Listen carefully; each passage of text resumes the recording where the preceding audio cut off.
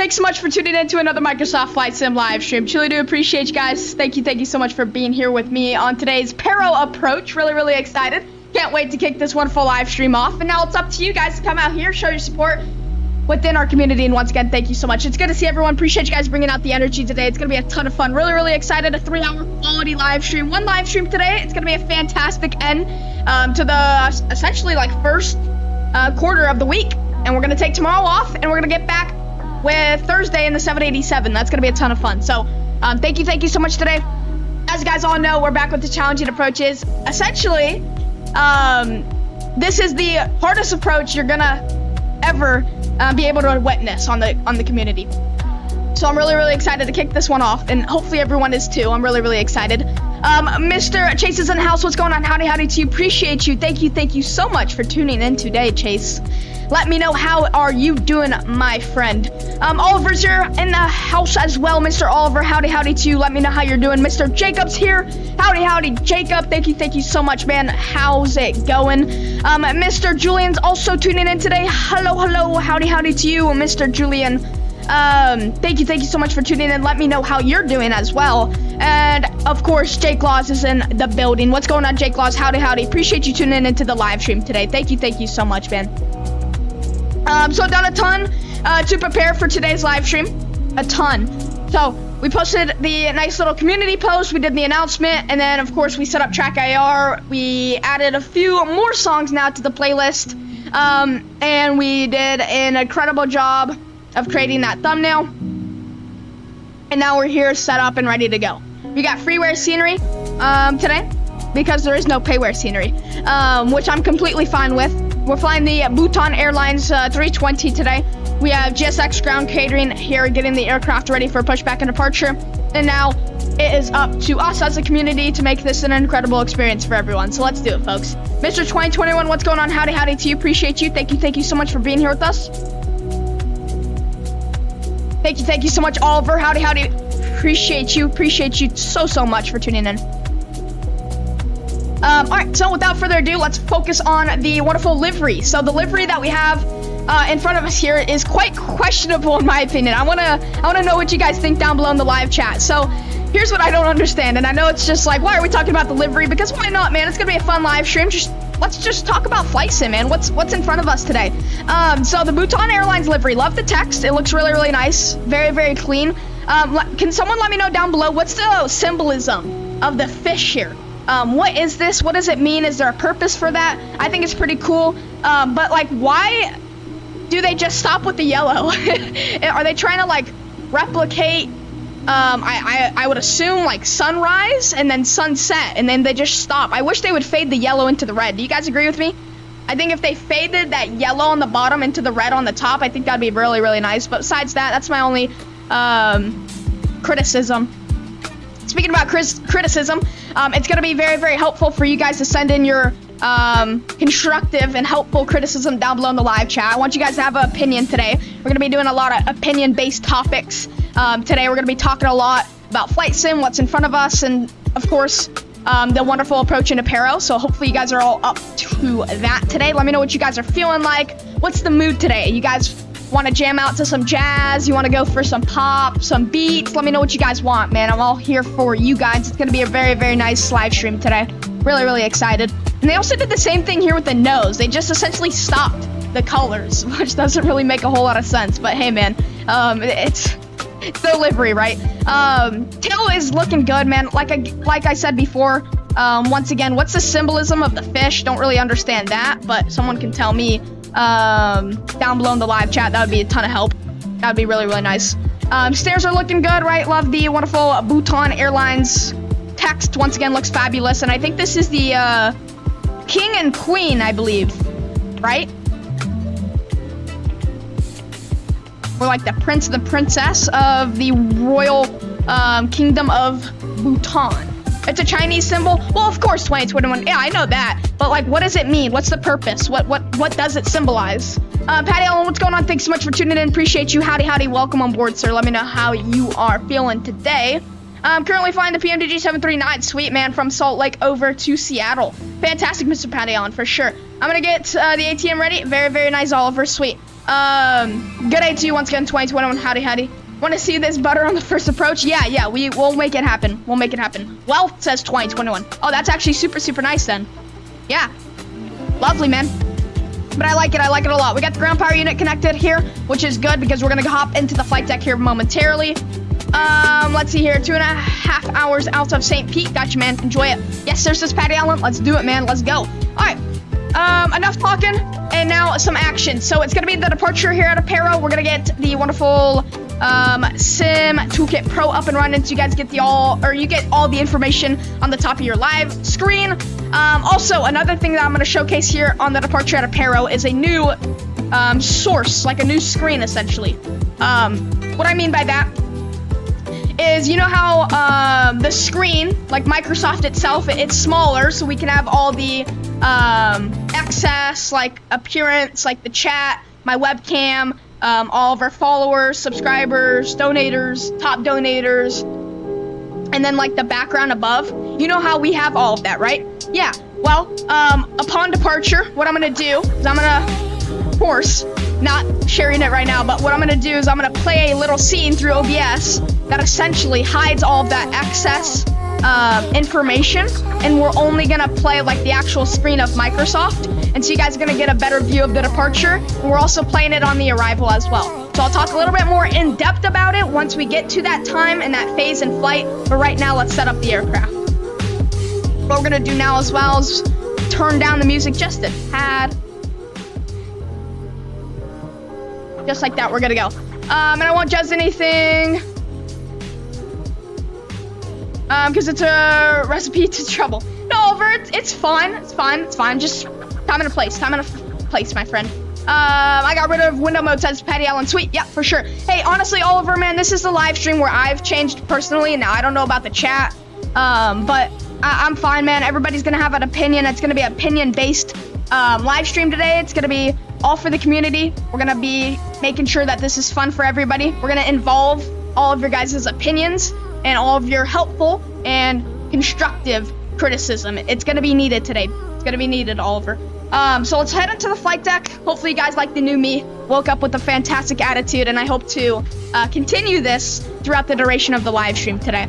We got the external power on just so we can get essentially the loaders connected to the aircraft properly, and so we can get this aircraft boarded. But what we'll do now is we'll continue with the flows. So we'll get the batteries on. Emergency exit lights to the arms position. No smoking light can go auto. Nav and logo light on. Strobe lights auto. Crew supply oxygen is going to go on. Ground control is going to go on. ADIRS 1, 2, and 3, left, right, and center are also going to go on. Fuel pumps will remain off. Good question, Oliver. I wish I can help out with that one. 16 minutes for departure today. Mass and balance. We'll load it up now. Instantly grab our numbers. Boarding loaded. Dismiss. ATSU data link AOC menu. Flight init data request. So it's going to import all of our initialization data straight from SimBrief and the OPF that it gave us. It's a nice 58-minute flight down south, which is going to be very nice. Today we're Bhutan 212. We're going to connect to the Vatsim network here and hope that our flight plan is loaded. Now I'm not entirely sure if it did load. We'll have to double check that. We'll open up VATScope here and we'll essentially get everything ready to go. Isaac's in the house. What's going on? Howdy to you. Appreciate you being here with us. Thank you very much. The logo looks like a golden, what is that? A massir, which is a symbol of good luck in Bhutan. Gotcha, man. Gotcha. So good luck and wealth. Good luck and wealth, man. We'll take it. For sure, Mr. Oliver. Take care, my friends. No coverage in Bhutan. I mean, I'm not really expecting any coverage. Not really too disappointed. There, I'm fine. What? Unicom today. That's what we got ourselves into. I think going over to Bangladesh wouldn't be horrible. But of course, we planned for the West Bengal, which is Victor Echo Charlie Charlie. And if we zoom in there, it's gonna be Kolkata if the pronunciation is correct. Mr. Captain Zepp is in the house. What's going on, Captain Zepp? Howdy to you. Appreciate you being here with us, tuning in today. Thank you so much. Hopefully you're enjoying the wonderful Tuesday. We're gonna look for Bhutan 212. We're back in the 320, which is great news for us. We'll log that there. We'll connect. Isaac, can you help us out? Can you see if the flight plan is loaded here for us? We'll get Sim Toolkit Pro up, and of course it doesn't want to respond. Why? Why? Sim Toolkit Pro letting us down. So be it. Let's see here. I gotta put some stuff in media for sure. Patty Allen, for sure. Go ahead and get that going. But we're Bravo Tango November 212, and we'll auto-populate that there. Costanex profile, if we pull up our sim brief data, the Costanex profile today of 5. We're going up to flight level 340 at 34,000 feet, expecting negative 38 degrees on the temperature, so quite cold. Window crest will auto-populate that into the MCDU, so it's going to grab all of our wind data from SimBrief once again, and it's going to uplink that and take it into the MCDU of ours, which is great. Flight plan page, departure out of Paro. It's simply going to be runway 15 for departure, no SID today. We'll enter that there. It's essentially going to be direct Paro, that's the VOR, Bravo, not Bravo, but Papa Romeo Oscar, but we're going to hand fly it out a little bit. Yo, Frank, what's going on? Howdy to you. Appreciate you tuning in. Thank you so much, man, for showing your support. Hopefully you're enjoying the wonderful Tuesday live stream.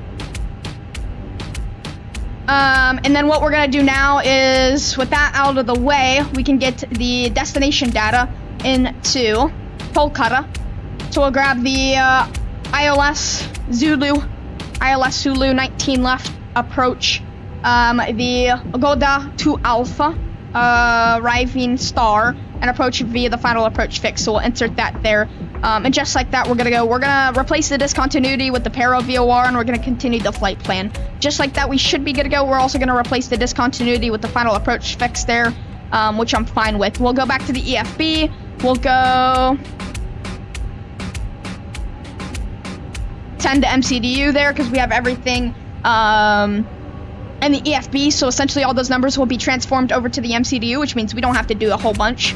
By the way, guys, look at this. Isn't this pretty? We got the wonderful Airborne with Micah EFB logo, rocking with it. It looks great, I will say.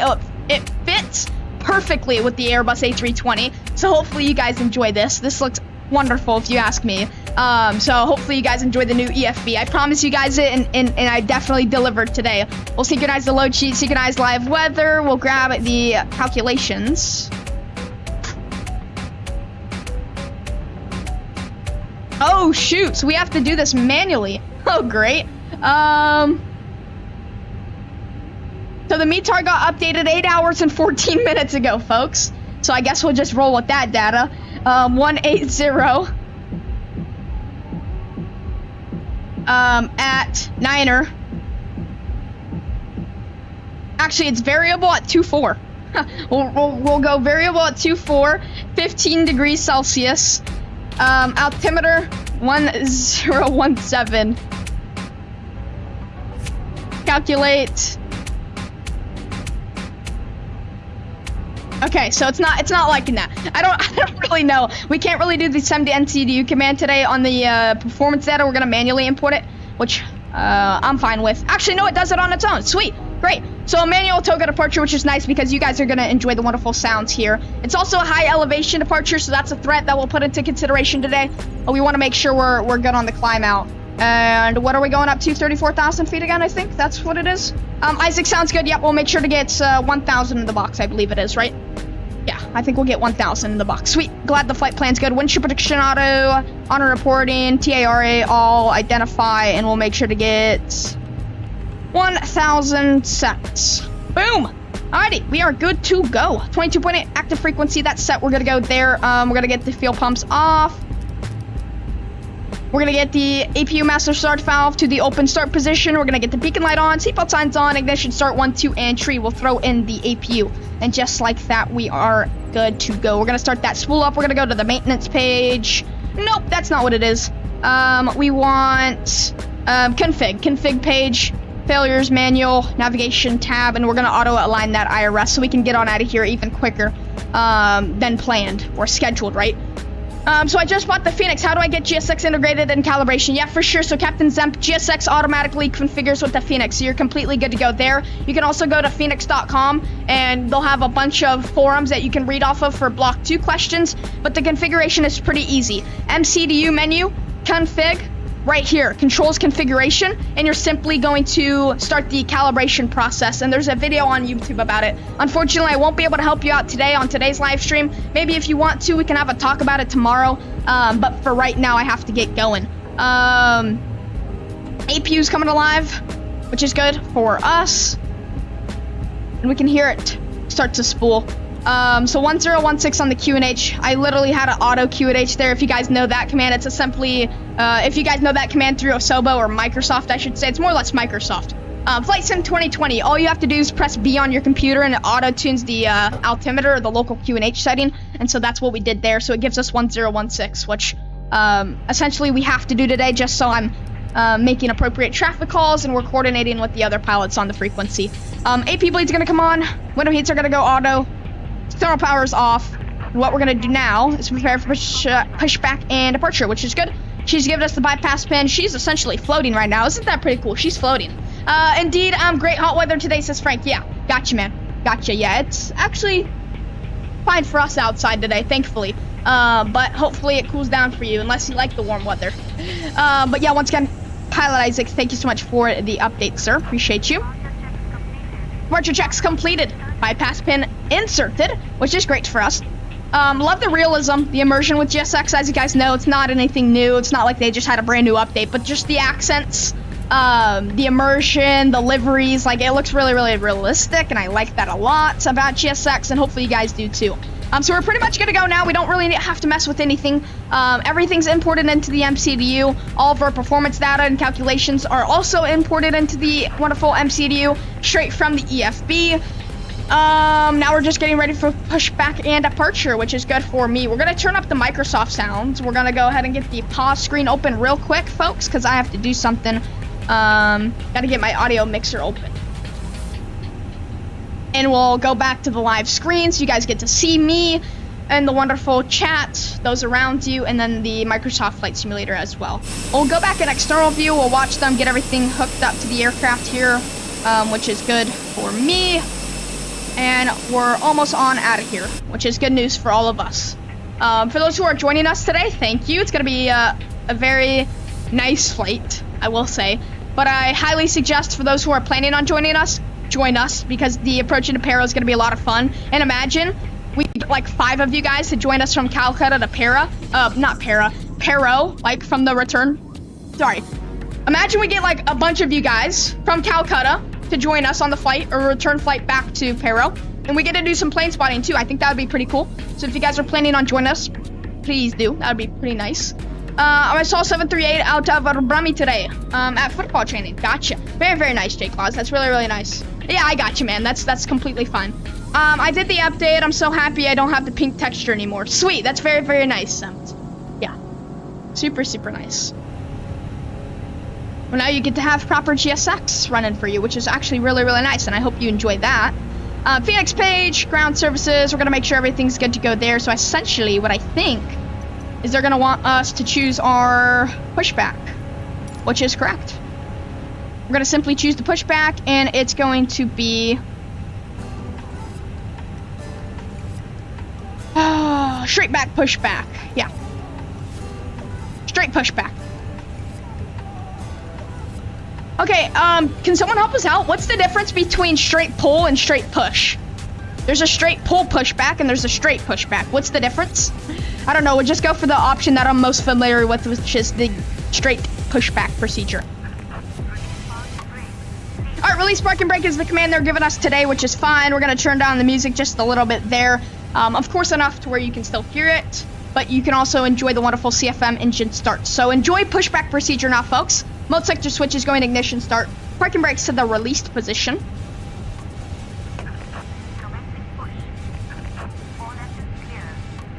And all engines are clear, so we're going to start it up now. Engine number 1 can go to the on position for the master. And now we're going to look for N2 percentage rising, which it is through 12 now, which is good for us. Oil pressure is also in the positive, and it's going to start to roll up here, and I believe shortly fuel is going to go into engine number 1, which is pretty nice. Ladies and gentlemen, please observe the cabin crew. Pull is pulling forward. Gotcha, Isaac. That's what I thought, but I wanted to confirm. Essentially, we just pull you into the terminal. Gotcha, that's not good. Yeah, that's not good.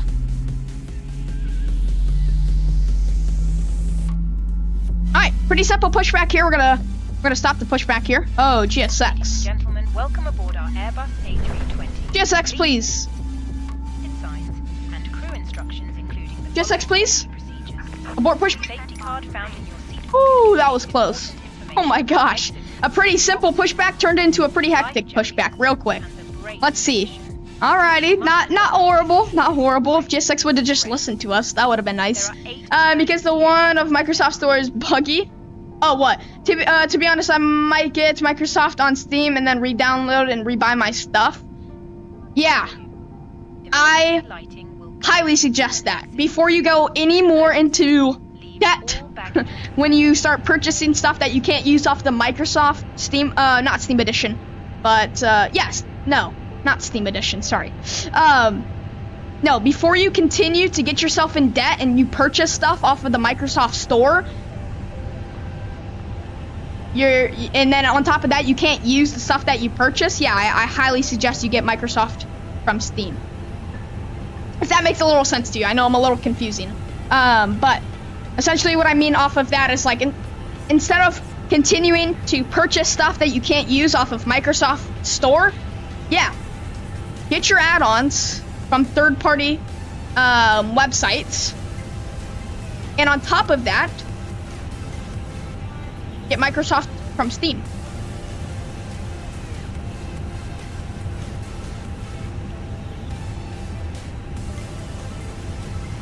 Alright, engine number 1 has completed the startup, so we're going to do the process for engine number 2. So essentially it's everything we did for number 1, and we're going to repeat the process for engine number 2.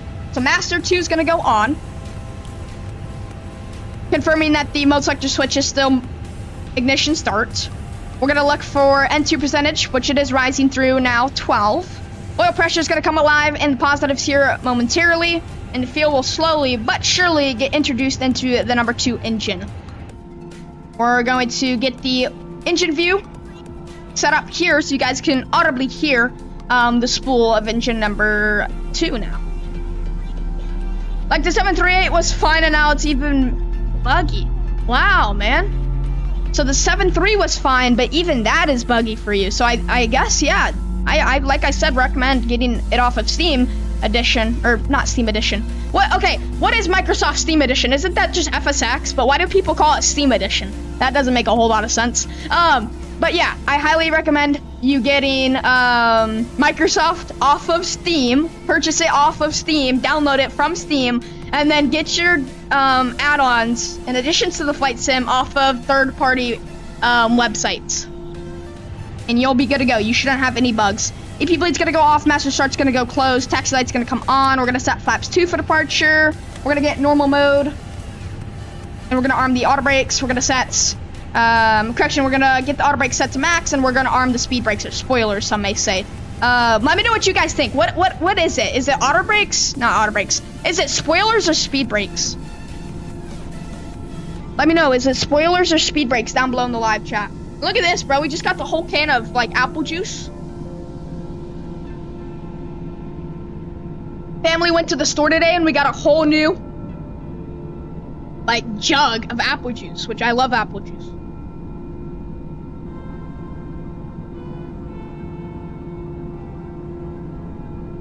You guys like apple juice too?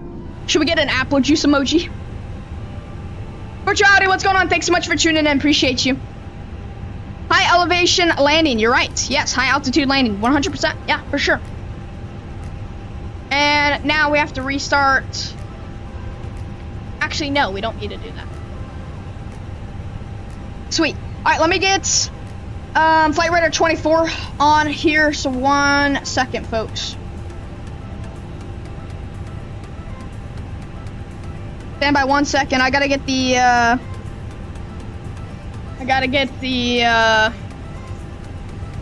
registration from a 320. So Druk Air or Bhutan Airlines, they only operate the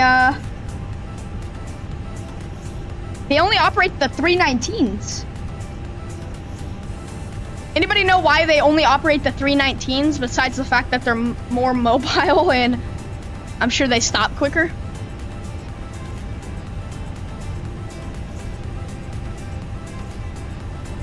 Oh, that's not what I wanted. Yeah, why do they operate the 319s and only the 319s? But yes, for sure, Mr. Virtuality, once again, high altitude landing is on for you. I got custom camera views now. Sweet, Jake Lies. You're most likely going to have to redo them if you completely install Microsoft or completely reinstall Microsoft. And then, of course, when purchasing the PMDG, once again,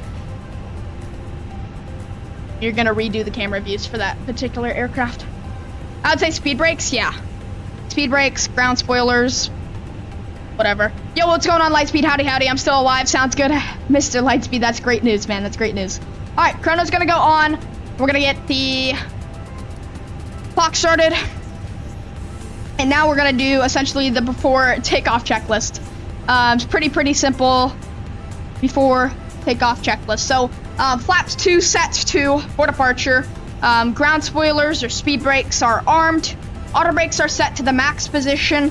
And now our throttle detents are idle and we'll throw in the thrust now.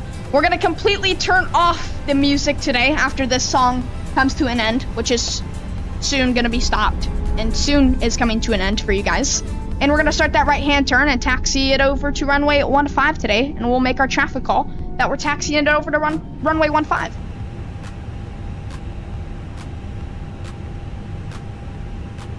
And now we're going to restart the browser for you guys. Boom, you got the overlay. Sweet. All right, so you guys got all the information for today's flight up above, which is nice. Huge thumbs up. And we're ready to rock and roll. 157 passengers. We're taking on a 1-hour adventure down south. Enjoy it. Paro traffic, Bhutan 212, Airbus A320. Gonna be out of the main apron. Gonna be back taxiing runway 15 for a southbound departure. Paro traffic. Continue to throw in the thrust today. We're gonna get terrain radar on both sides. We're gonna get 40 nautical miles set. Actually, no. I'm gonna reduct it to 10 nautical miles because we're gonna hand fly the approach. Not approach, but departure. So we're gonna hand fly the departure here at Paro. So I'm going to set it to the closest range, which is 10 nautical miles on the range. So the navigational display range is set to 10 nautical miles. The constraints are armed, of course, like always. That's just protocol. For the first officer, we're going to set it to 40. We're going to arm those constraints as well. And the cabin crew is ready for departure, so they're calling us up, which is good because we're also ready for departure, and we'll let them know that we're ready to go. The cabin is now secure for takeoff. And they're letting us know that they're ready to go, which is nice. So the cabin is now secured for takeoff, which is great news for all of us down below. So guys, with that being said, the cabin is advised. I guess the, what is it? What is it saying? Crew's advised, you guys are advised, catch you guys in the skies. There it is, man. Crew's advised, you guys are advised, enjoy the departure. I'll catch you guys all in the skies. Let's do, guys. For those who are channel members, make sure to spam the takeoff power set emoji down below for this wonderful departure out of Paro. My face is going away. Introducing the wonderful new screen through OBS that will hopefully improve the overall experience for you guys. You guys will be able to see a little bit more today on the departure and arriving aspect of flight. So it gives you guys just a little bit more to essentially view. So enjoy it, folks. Boom, just like that. So Microsoft is now a little bit more zoomed in, so you guys will be able to see everything a little bit more clearly. Of course, we still have the logo in the top left. I'm still able to chat with all of you guys. You guys will still be able to hear me, of course. We have the chat also on the left-hand side of the screen, and it's not anything more than your username and what you sent. So no like channel profile, which just saves us more screen, I guess. All right, guys, enjoy it. Without any more talking, let's get out of Paro and let's fire it up. So slight forward nose pressure, 50%, stable spool. Microsoft sounds are going up. Paro departure, Bhutan 212 departing runway 15 southbound departure, Paro. Manual, toga, that's thrust, nav, auto thrust, airborne. Takeoff power set.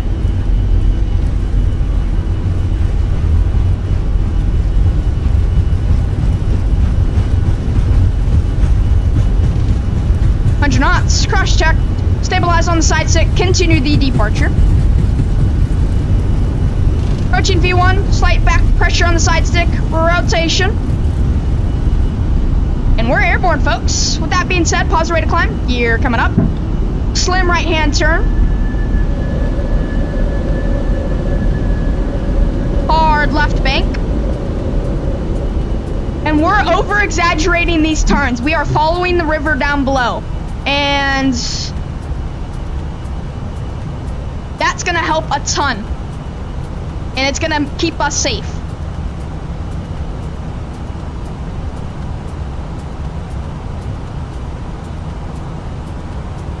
These aggressive turns are so much fun to fly, man. Look at the views.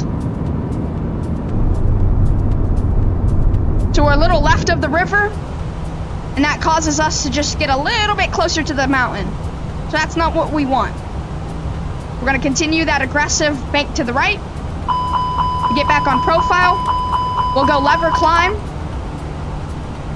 Retracted thrust. And flaps are also coming up. Ahead. Pull up. Auto brakes. Terrain ahead. Disarmed. Pull up. And we'll continue that sharp Terrain left-hand ahead. turn. Pull up. I mean, just look at Terrain this ahead. sharp turn. Pull up. Terrain ahead. Pull up. That wind is really not helping us, so we're going to increase the climb. Terrain ahead. Pull up. Terrain ahead. Pull up. Get back on profile. Increasing Terrain the climb ahead. rate. Pull up. We'll now make a right-hand turn. Terrain ahead. Continue the valley. Pull up. Terrain ahead. And this is the river down below that we're going to be following on the departure out of Paro. Ladies and gentlemen, please keep your seatbelts fastened whilst the seatbelts are on. And also Ahead. the weather that we're going to be dealing Ahead. with. We're going to slow the rate of climb now. We're essentially Terrain ahead.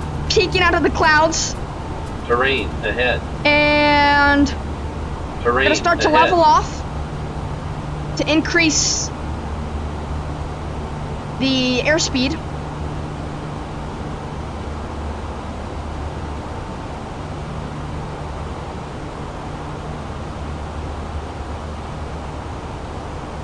And we're gonna make this last left-hand turn and we'll get autopilot 1 command and I'll get back into the flight deck with all of you guys.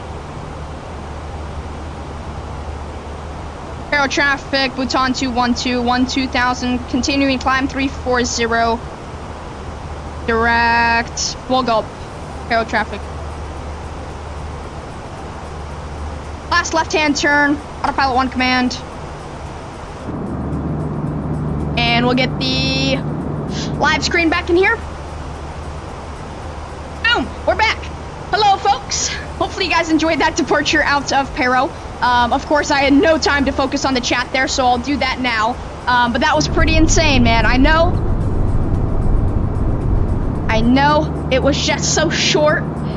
But we can never take for granted these moments that we have in flight sim, guys. So, you know, the short 5-minute, you know, time period where we get to hand fly this Airbus A320 is the 5 minutes that we really have to be like, wow, this is impressive, and guess what? This is just a flight sim, you know? So, I will say, I've enjoyed that departure a ton, and we're continuing that climb out through 15,000 feet back on track now, so we're essentially just flight plan route. That's the phase that we're in now, flight plan route. And we're gonna continue the departure course all the way down over to India. Saves more screen, I guess. Well, light speed it does, man, right? So the difference between being so zoomed out and so zoomed in is huge for the viewer, including yourself. And it just gives you a little bit more to see, especially in critical moments such as that departure out of, you know, Paro, or even the approach into Paro, man. appreciate the wonderful support down below in the live chat upon departure. Thank you so much for the power in the live chat. Thank you so much, guys. Jake says, I could just imagine what the approach is gonna be like. Oh yeah, Jake, it's gonna be nasty, man. It's gonna be a lot of fun. Virtuality says, you installed the toga too quickly. Gotcha, man, for sure. You need to smoothly and gradually, I'm assuming, engage toga mode. In real life,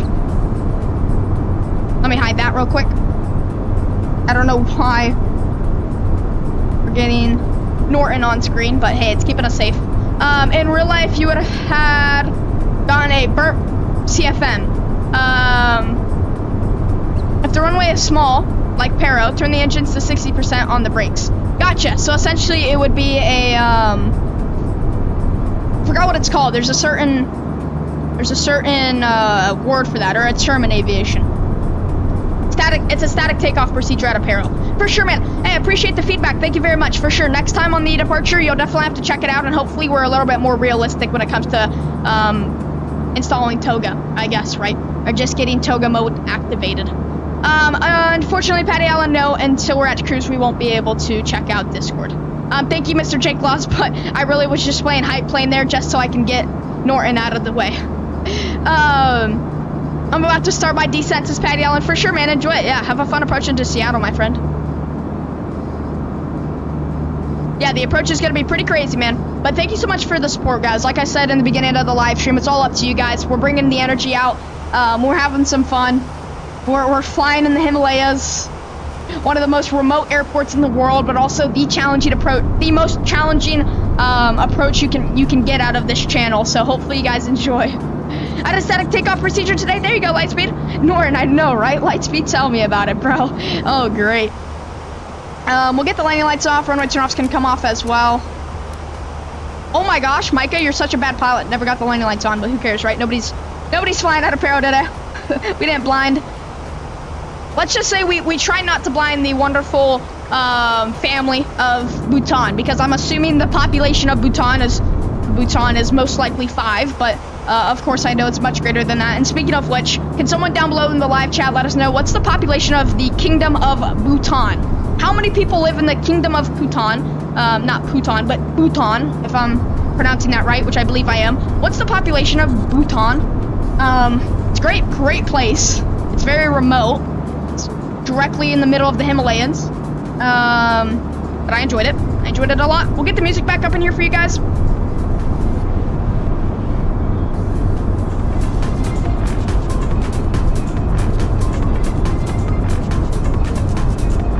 I use Casper Sky.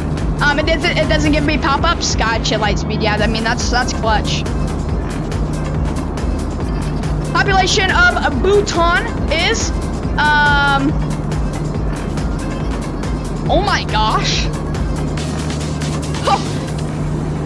What in the dang? I did not know that many people lived in Bhutan. 700,000 people. No, close to 800,000 people. Wow. Close to 800,000 people live in Bhutan. Wow. Higher than the Maldives. Yeah, I mean, of course I thought it was like the royal family of Bhutan and that's it, bro. Like the 5 people down below we are trying not to shine lights on, bro.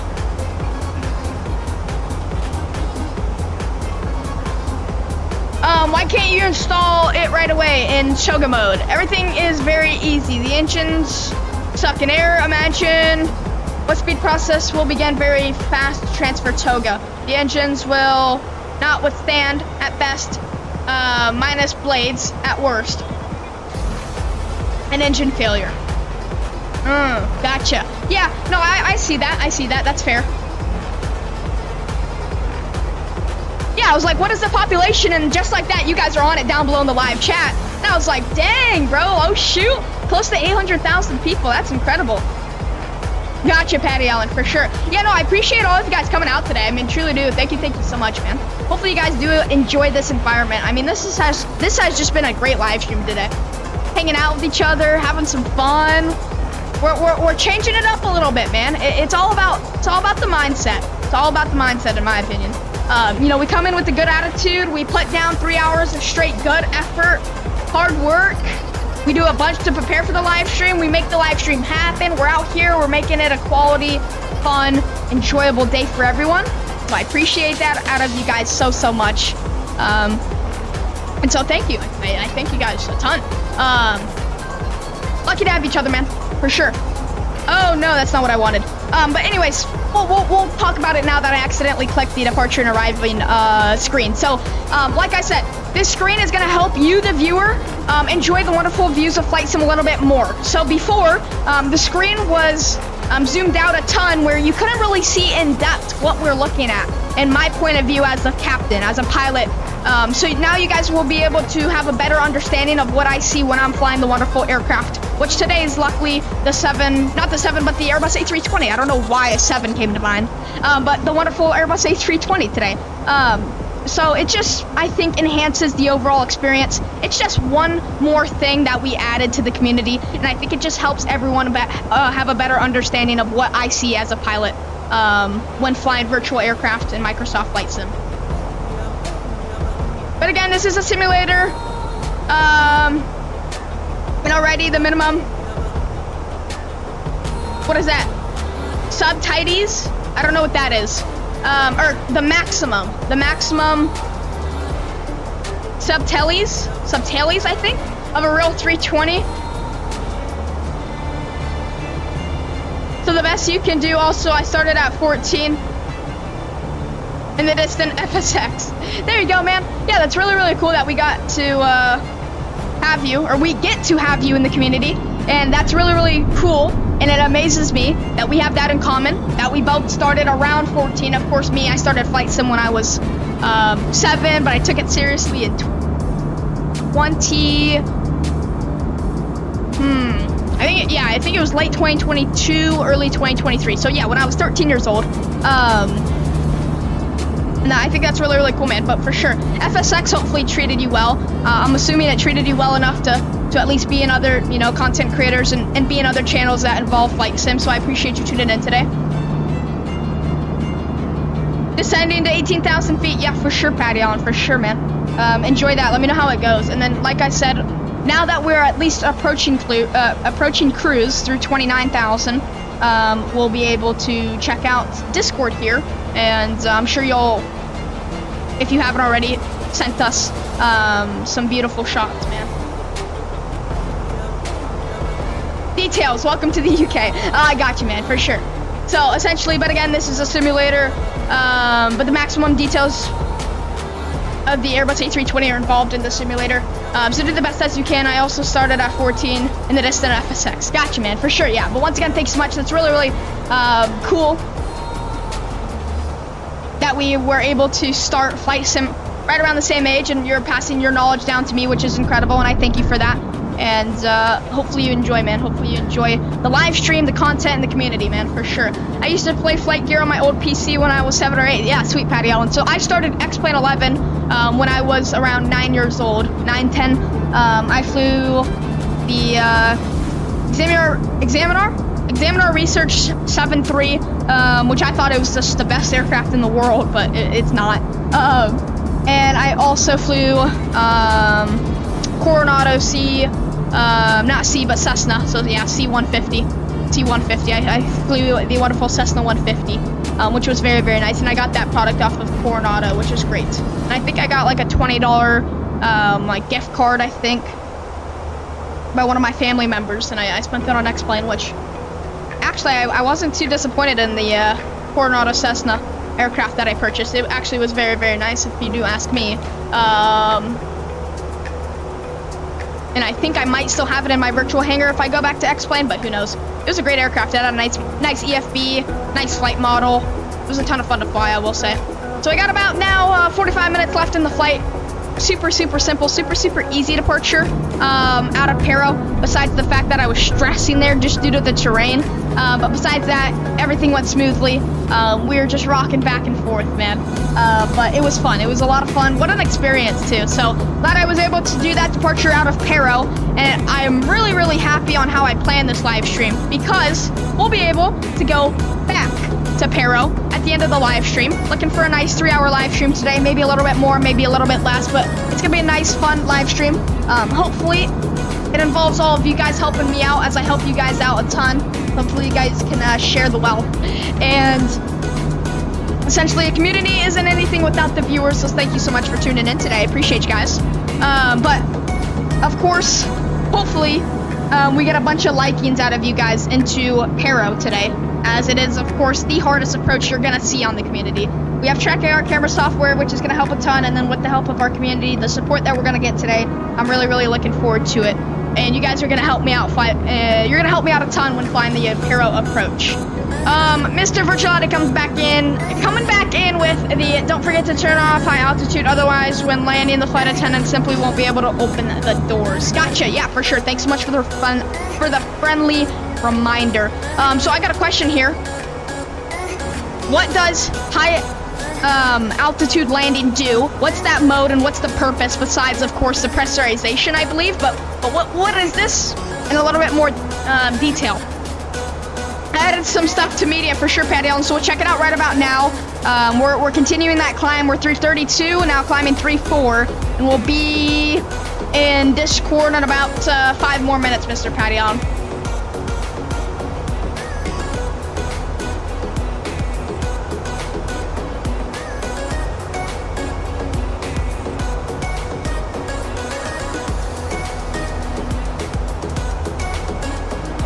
Just like that, folks, we finished off the wonderful jug of apple juice.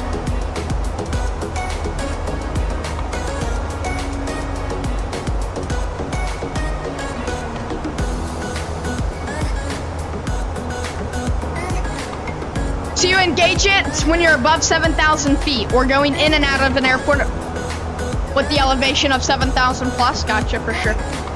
All right, so we'll put that into consideration, of course, when into Paro. How long have we been flying for? So around 20 minutes. We have 40 minutes exactly until we're on the ground.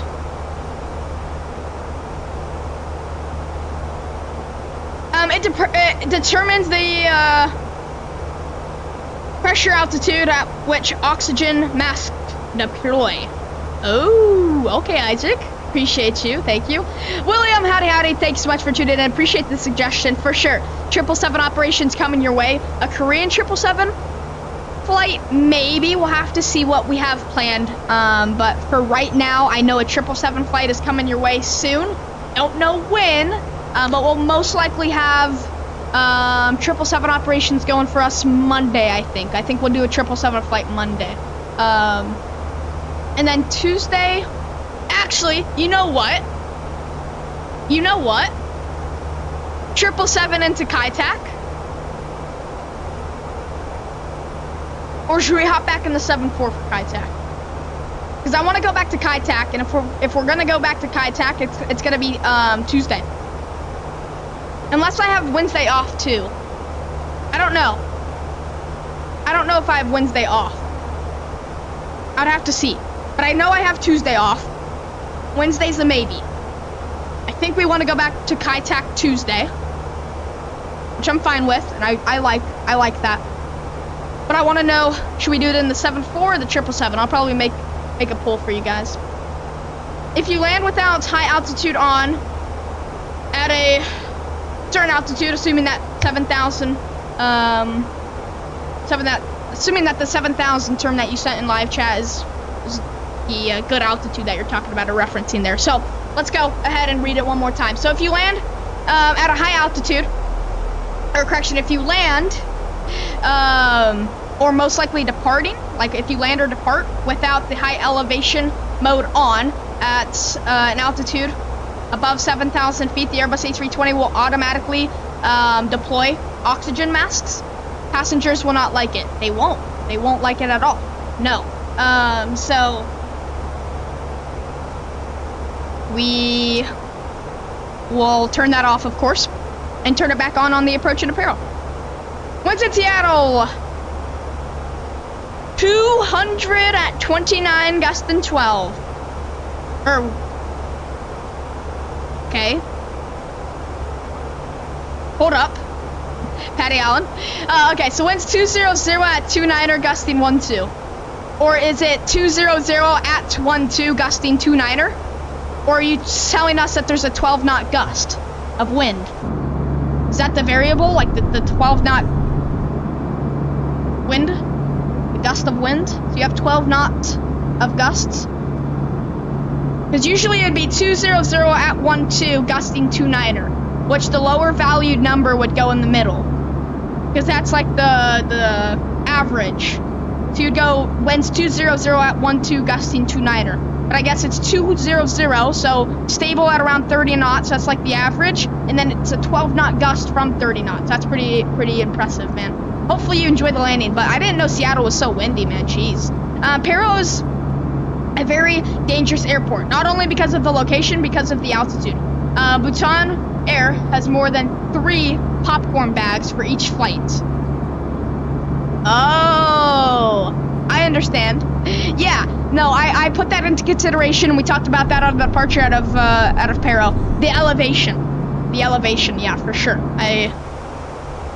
I knew that going into the flight that the elevation is quite high here in the area, just because of the like you said, location, just because it's in the Himalayas.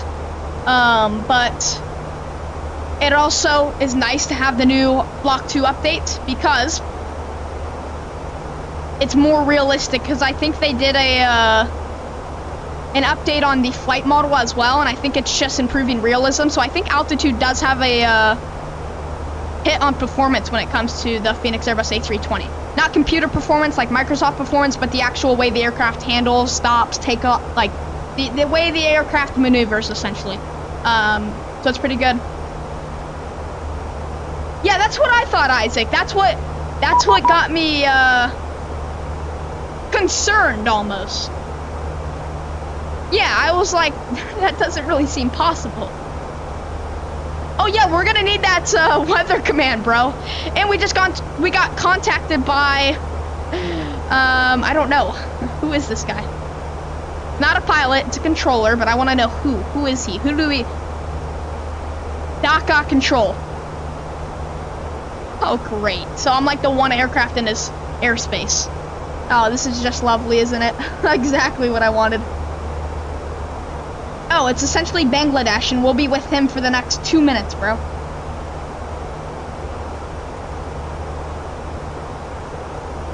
DACA control. Okay.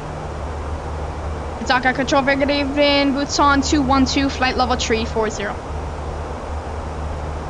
Bhutan 212, Dhaka control. Good morning. Set squawk 4771.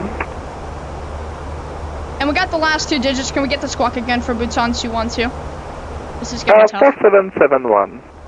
4771, Bhutan 212.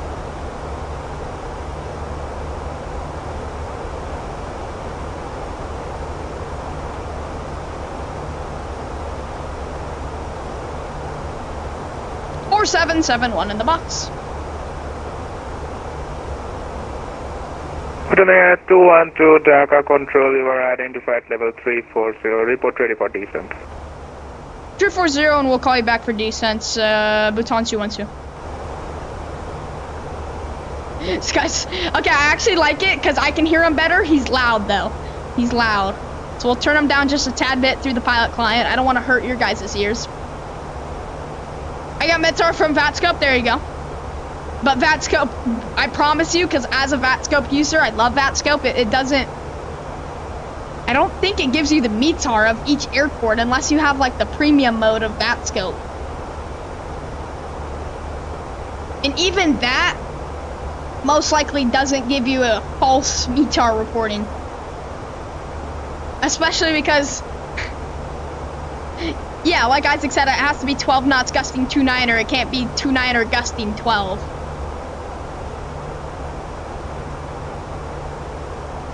Whole point of a gust is higher winds, or the higher digit when it comes to the wind numbers than the actual average wind. Yeah.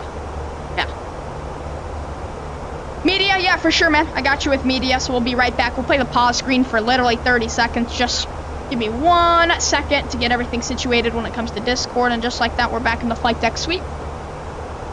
We'll call him back for a descent.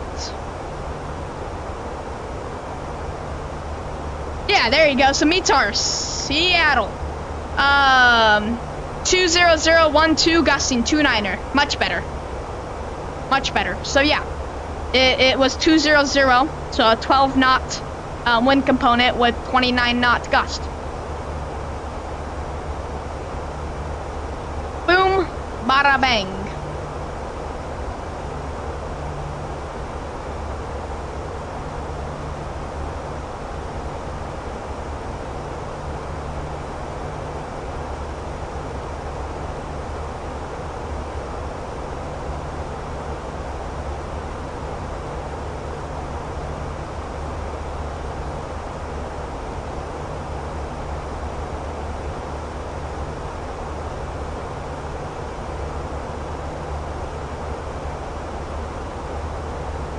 Boom. We'll get the hangar here. Full screen. Media. And we'll go through media for you guys. And we'll get the music up in here once more. Oh, look at this, man. Turkish Airlines 320. Looks great with the refueling process there by Shell. Oh, beautiful shot, Mr. Patty Allen. Very, very nice. Prestigious, dude. And you're looking good this time, Patty Allen. You're on top of it. Round of applause to you, bro. Yeah, Jacob Daniels coming in with the first. Lovely. I did. Yes, you're right, Jake Laws. I posted that in announcements. Yes, you're right. And then Mr. Chase got his Gulfstream working, which looks good. It looks like a CJ4 cockpit, bro. I promise you. Might just be me, but it looks like a CJ4 cockpit, but who knows. But it looks great. Exterior, beautiful livery there. Wonderful. Just another great shot here. Looks very, very nice. Great job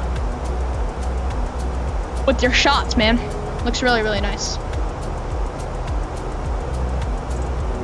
We'll get ready for descent now.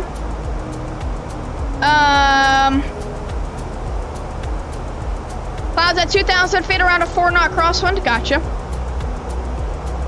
Into what? Paro or Seattle? Didn't forget TCAST and VNAV this time, right, Patty Allen? Bhutan Air 212. Bhutan 212. Bhutan Air 212, report your estimated at Agoda. Roger, standby, Bhutan 212. Yep.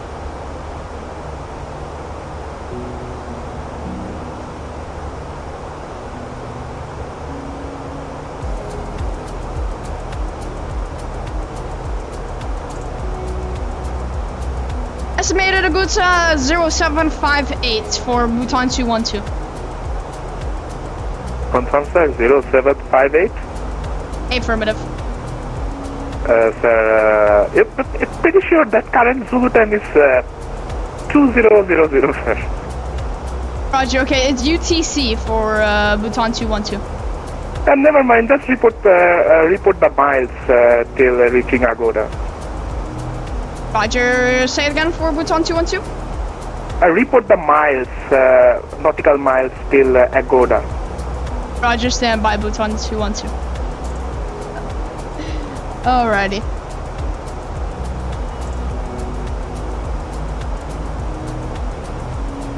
We have 20 nautical miles. Okay. The Bhutan 212, 20 nautical miles for the Aguta.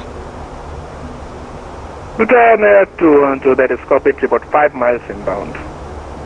For 5 miles inbound, Bhutan 212.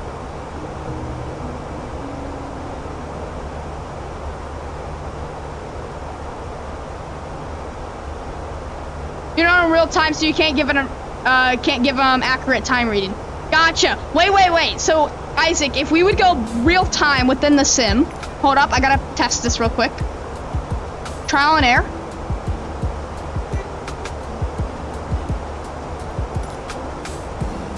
And Bhutan 212. Go ahead, sir. Yeah, so we weren't on real time there, so the time will be 2004, and yes, once again, we're about 19 miles away for Bhutan 212. 2004, that is copied. Thank you very much. No worries. Oh, I did not know that. So it doesn't track like what it should be. It tracks like your sim time. Got you, Isaac. Okay, appreciate that. Had a skyrocket departure out of Heathrow. Nice, Jake Laws. What aircraft? Virtuality says, I knew that you would like my screenshots. X-Plane 11 is more interesting in this regard. Yeah, looks good, for sure. You won't be able to land in Paro at night. Don't even risk it. I'm not, but what I was doing is I was testing the sim time. So I didn't know that it goes off of like your sim time. I thought it goes off of like what it really is there in real life, but it doesn't do that, which is strange. I just didn't know that. That's very, very strange.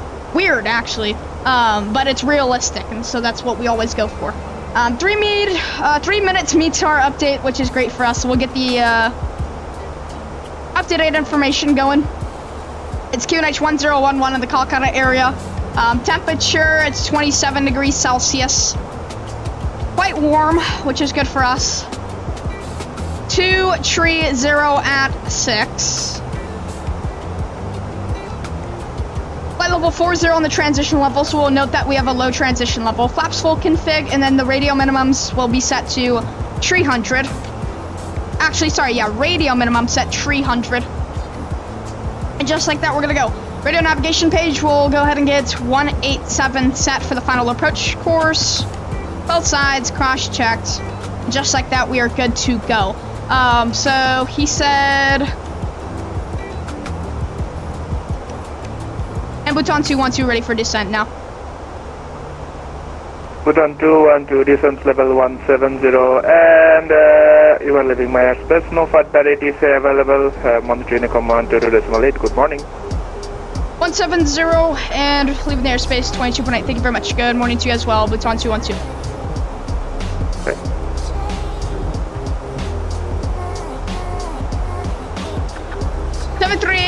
Was working okay last night. Sounds good, Jake Walls. Yeah, that's nice that you were able to fly it though.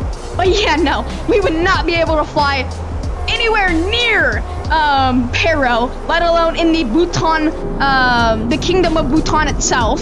Especially with the terrain, the Himalayas playing a huge factor on that challenging approach. Yeah, so we're not even gonna risk it, right? But I really was just testing, and I didn't know this about Microsoft, which is very, very nice, realistic.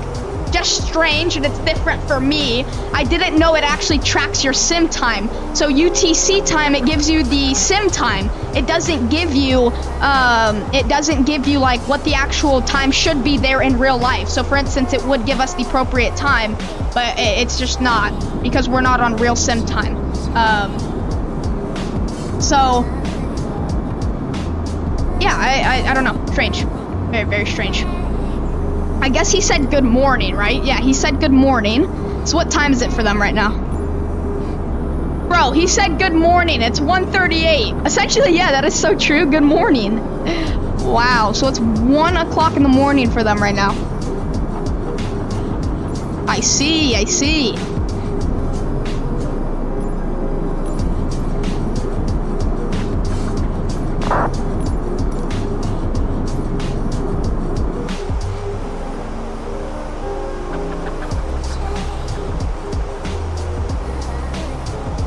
Alright, we'll increase navigational display range.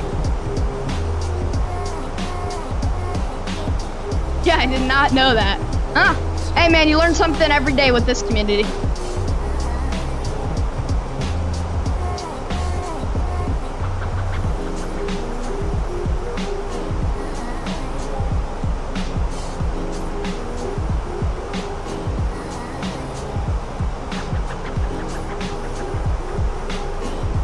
Jamming out to the toots today, man. Enjoying Flight Sim a ton, man. Really, really liking this.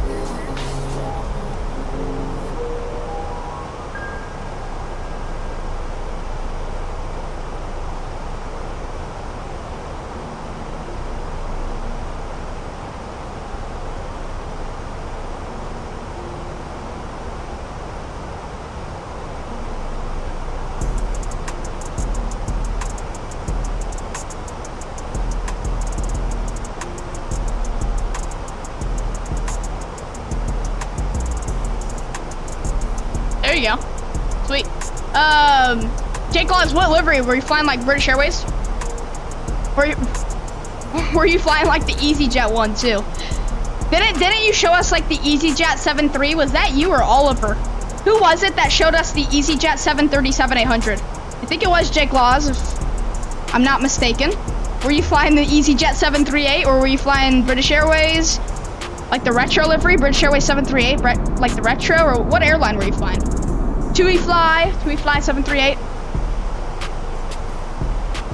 40 nautical miles to Bhutan, and then 60 nautical miles until Kolkata. So we're good on the descents. I think a little bit high now, but I think we'll be just fine. We'll also set the final approach altitude to 2,000 feet in the FCU. And just like that, we're doing good. We're going strong, folks. We're going strong. We've been in the air for 40 minutes now, so we'll be on the ground in no later than 20 minutes for a nice hour trip over to Kolkata. I've been live streaming for an hour and 10 minutes now, which is good because it hasn't felt like such a long stream, which is good because I'm refreshed, I'm feeling good, and hopefully you guys are too. Ton of fun having you guys within the community, being active, you know, helping out down below in the live chat, showing your support, giving us input a ton. Thank you so much for the help, guys. It's been a nice, long, lengthy flight itself, but a pretty short, stable, comfortable, fun live stream. So, looking forward to it. I really am. Hopefully you guys are too. It's gonna be a nice, pretty simple, basic, straight-in approach here into Kolkata. Just have to put in consideration the weather right now. So visibility, 2,800 meters. So really low visibility. We're just gonna get a challenge all across the board today. Even when I thought this was gonna be the easier end of the flight, but no, I was wrong. So it's limited to 2,800 meters of visibility. That's what we're looking for. At least that's what the METAR says, and the METAR got updated 9 minutes ago, which means we have essentially the most up-to-date METAR you can get. Scattered clouds at 1,800 feet, scattered at 10,000. Conditions right now, it's haze. So low visibility approach, warm weather. Pretty lengthy runway, if I'm not mistaken. I think it's pretty long. We have plenty of distance to stop today. Yeah, 12,000 feet. 12,000 feet. So we'll be fine stopping distance-wise. We'll most likely take a Romeo 1 or Romeo.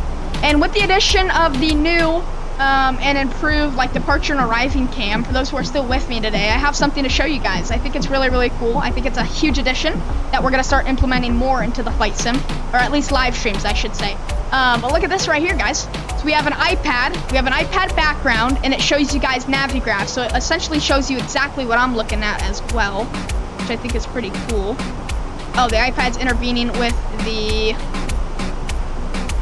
base cam, so we'll move it there. But yeah, this is what I'm gonna start using to show you guys like what I'm looking at on Navigraph. So it's an iPad that essentially shows you on screen what I'm looking at when I have Navigraph charts open on my secondary screen. So it's pretty cool that you guys are able to see what I'm seeing as well on the secondary screen. So for instance, I have Navigraph open on my secondary monitor, secondary screen, right? Well, you guys are also able to see what I'm looking at as well. We can go through the charts together without me having to block the sim, so I can kind of still see if anything goes bad on the main screen. I'll make sure to handle that appropriately. But I think it's really cool that we have the wonderful border. The iPad is, I think, in my opinion, the best feature and the best addition. In this case, the best border we can get. The best border we can get was the iPad. So I think that's a pretty creative idea. Got inspiration from a fellow content creator. And we're gonna be zooming on 19er left today. Like I said, pretty straight in approach, but just the low visibility is definitely gonna hurt. Besides that, we'll make a right-hand turn, most likely Romeo. Yeah, Romeo. Romeo, vacate. 19er right, Charlie, Golf, Foxtrot to the, we could probably do no, we're gonna go old. We're gonna go old international. Yeah, that's actually gonna work out perfectly. So Romeo, cross 19er right, Charlie, Alpha, Golf, Foxtrot, old international terminal. We'll take apron 1. Just like that, we'll get that back out of there. Alive, chat. I know, right, Jake Laws? Chat, we're dead. Just been a bunch of duds recently, which sucks, but hey, man. it's more about my experience in the flight sim, and I think that's what I'm starting to focus on a lot more. Is just, this is for me at the end of the day. This is my experience in the flight sim. I'm just live streaming it, man. You know, I'm just live streaming, commentating, interacting with all of you guys, man. It's nothing more, nothing less than that. You know, I'm commentating, I'm showcasing, and I'm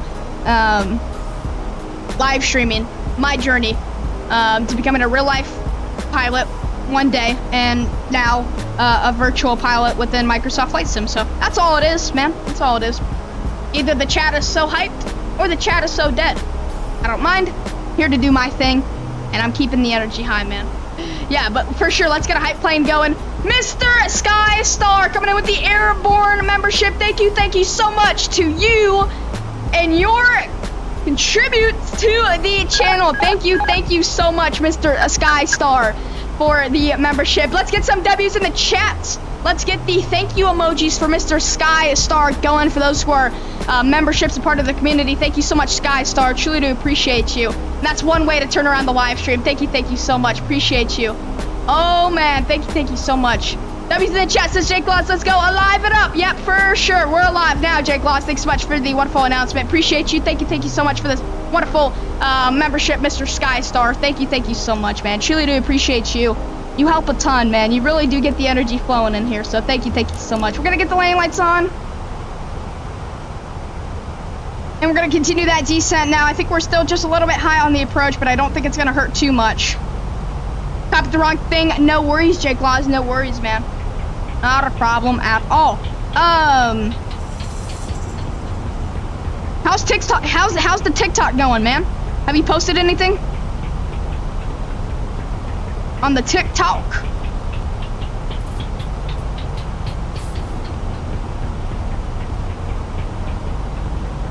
Let me know how TikTok's going, and if you need any help, I'm of course here to help you out.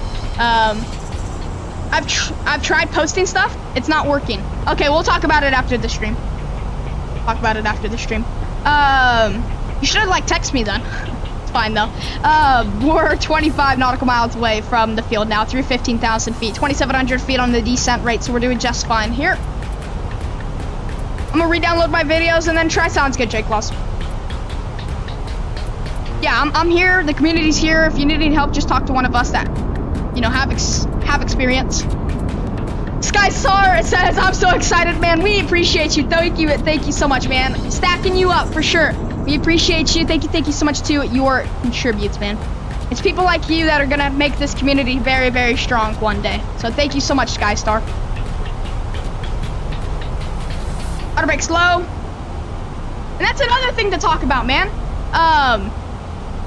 Just we have to be focused on the bigger picture, and I have to stop worrying about like the numbers game. And I think that's what it also is all about, right? Having a fantastic live stream today. We're doing our thing, and good things happen when we do our thing. We chill out. We focus on ourselves. We focus on the people that are here, not the people that aren't here. So we're grateful for the people that actually take time out of their Tuesday to come on and join us on the wonderful Himalayan adventure, right? So we out here having some fun today, man.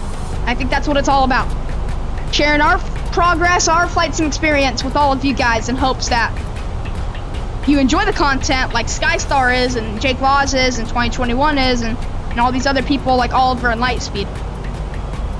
We're gonna continue that descent now. I don't know why. Actually, I do know why.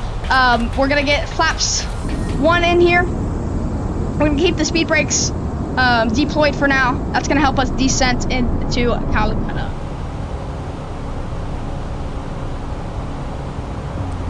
And it's just because of the restriction, so it wants us to start decelerating quickly here. Posting something now sounds good for sure. Glad you're excited, Sky Star.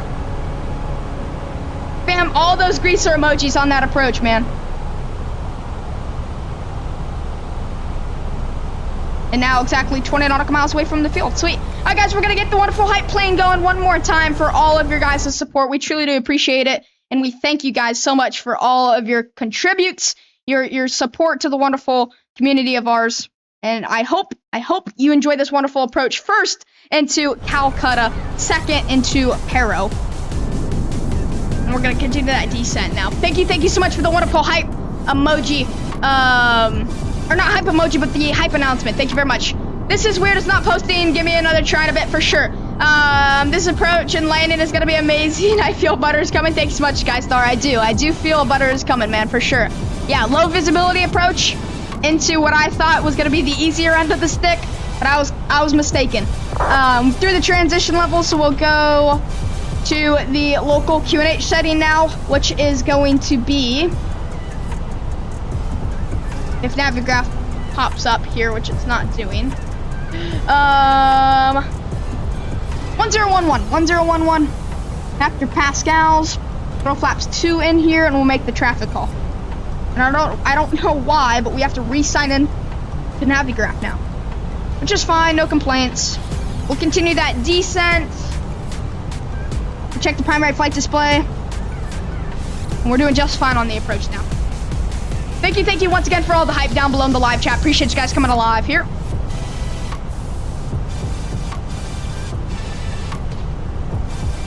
Make the traffic call here. Let's do it. If you guys haven't already, make sure to grease that like button down below. Just a friendly reminder from the flight deck. I think the likes are a little bit low today, which I'm not really worried about. Like I said, it's not a number game to me. But if you guys truly do want to show your support without paying a single dime to the community, make sure to hit that like button, because I see you guys hitting that like button down below, and I think that's a huge way of showing your support. It definitely encourages me to post more content, to share my journey with you guys a ton. And I think it really has a huge impact on not only me, but the people around you. So if you do hit that like button, it just makes it a more enjoyable experience for everybody. And there's no tension today, right? It's a great live stream. We're having some fun. We're chilling out together. And we're making this a good interactive live stream for everyone. So that's what it's all about.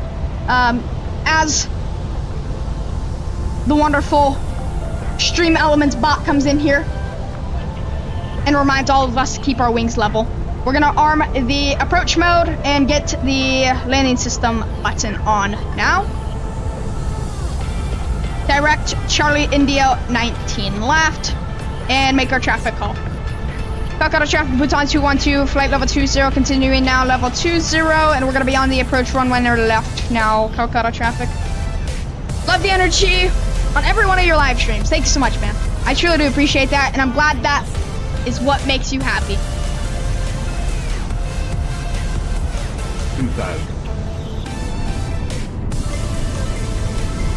Okay, we're gonna set flaps full because it looks like we're climbing right now, and we're really not. I mean, bro, we are climbing, dude. Oh my gosh. Why, though? Why? To maintain altitude? Jeez, bro, there's no shot. We have to climb.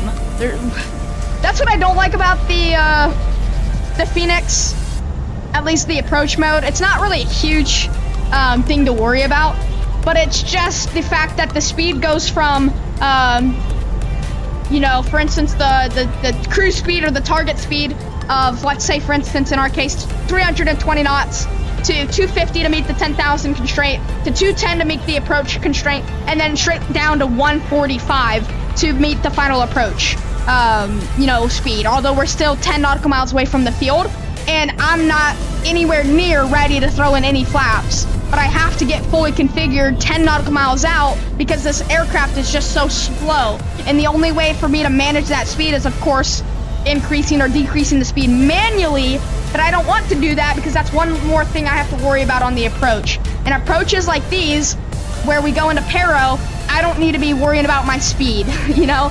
I just need to have the aircraft do its thing, slowly in small increments get down to that final approach speed, like the Boeing does. That's really all I have to say bad about this aircraft. Everything else, I love it. It's very, very nice. And we'll call them up now, fully established. Calcutta traffic, Bhutan 212, once again, level 20 on a 10 nautical mile final, fully established ILS Yankee 19er left approach. Calcutta traffic.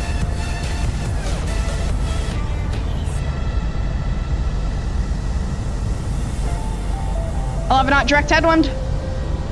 Runway turnoffs on. No flight taxi.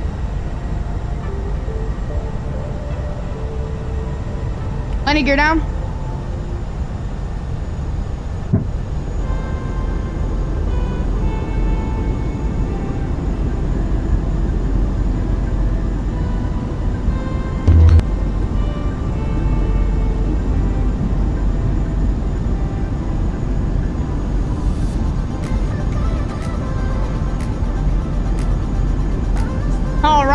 guys. Let's do it. Track IR.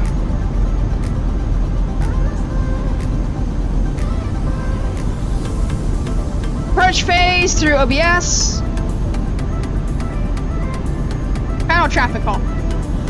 Kolkata traffic, Bhutan 212, 1,500, short final 19er left. Kolkata. Alright, what we're gonna do now is we're gonna look for the field. So we're just gonna keep an eye on the ground as it's visible below us. We're gonna turn down the music here just a tad bit, enough to where you can still hear it. But it will be essentially overran by the wonderful sounds of the wonderful CFM in the beautiful Fenix Airbus A320 with the new Block 2 update. And I mean, just look at the visibility. So we can't even see the runway now, and what are we? Yeah, 1,000 feet above. We've been through many approaches where we can't see the runway when we're 1,000 feet above, but still, man, it's always concerning.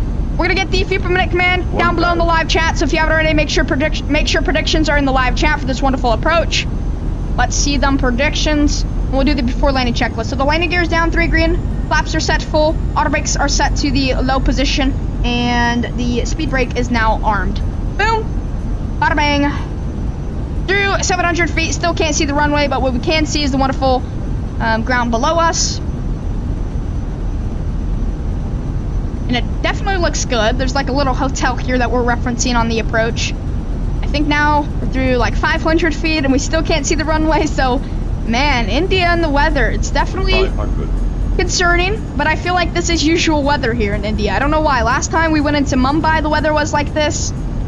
Let me know if this is just India for you guys, or is this like a bad day for us, or just, is it just the community? Does India not like us or something? Alrighty, minimums continue landing. We have the approach lights in sight, and now here comes the runway. Go ahead and take the aircraft now. We're a little high on the approach. So we'll get this aircraft down. We'll increase that rate of descent. So we'll go for the targets now. Light slow. Gonna start screaming at us, but that's completely fine. We want a soft landing. 40. 30. 20. Retard. 5. Another greaser, man. 2 in reverse, nose down gently. Woohoo! Very, very nice. Get the claps going. Verify the operating auto brake. We're gonna make that left-hand correction. 2 in reverse, reverser's normal in the green. We're decelerating. Speed brakes are up. And deployed. And just like that, we're gonna stow those reversers. Use differential braking. Auto brake to the off position. Just like that, welcome everybody to India on a low visibility approach and a 19er left. Handled that like a wonderful, wonderful pilot. Pilot well deserving of some support. And now we get to enjoy the wonderful freeware textures that we have installed into Microsoft Flight Sim. Looks great, of course. And we'll get landing rate monitor open for you guys. Boom, welcome back into the flight deck. Good morning. Woo, W's in the chat by Mr. Jake Loss. Thank you very much, Jake Loss. Appreciate that. Quick out of traffic, Bhutan 212, crossing runway 19er right. It's going to be exiting via Romeo. Going to be taking the Old International apron stand 7 via Alpha. Kolkata traffic.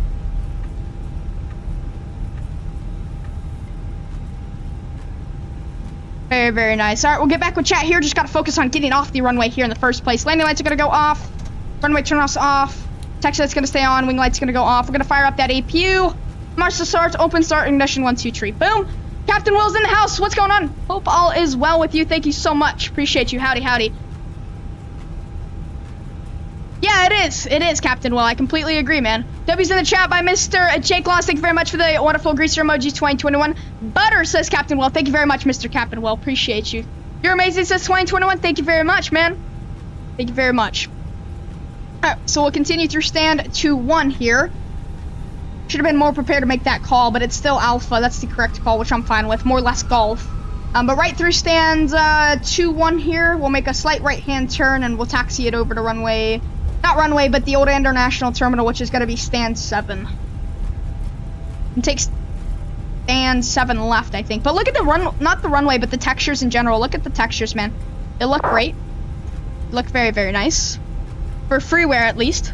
And boom, landing rate monitor is up and open. Actually, no way, we don't have landing rate monitor. Wow, I'm disappointed in myself. Okay, that sucks a ton. I'm gonna see if landing rate monitor still captured that. So hang tight 1 moment, folks. Hang tight. We'll close Discord. We'll get landing rate monitor open. And yeah, it still captured it, which is good. And yeah, stand 7 here today, which is looking good. And 153 on the landing rate, which was definitely a greaser. Perfect landing type, 0.98 on the G-force rating, and a 6-knot wind Komodo today. So yeah, very, very nice. Well done on the landing, if I do say so myself. And I think that was a great landing due to the conditions, man. We handled that, like I said, like a captain that deserves some support. Speed brakes are going to go disarmed. Flaps are going to come up to the retracted position now. A little bit late on that, but I'm not too worried about it. We're going to get on our way back to Paro, folks. We're going to set the parking brake. Right about here. I think that's money. So the landing system tab. Get AP bleed on. Master 1, Master 2 shutdown. Standby. The transponder. Clear it out. 2000 set. Vision prediction can go off.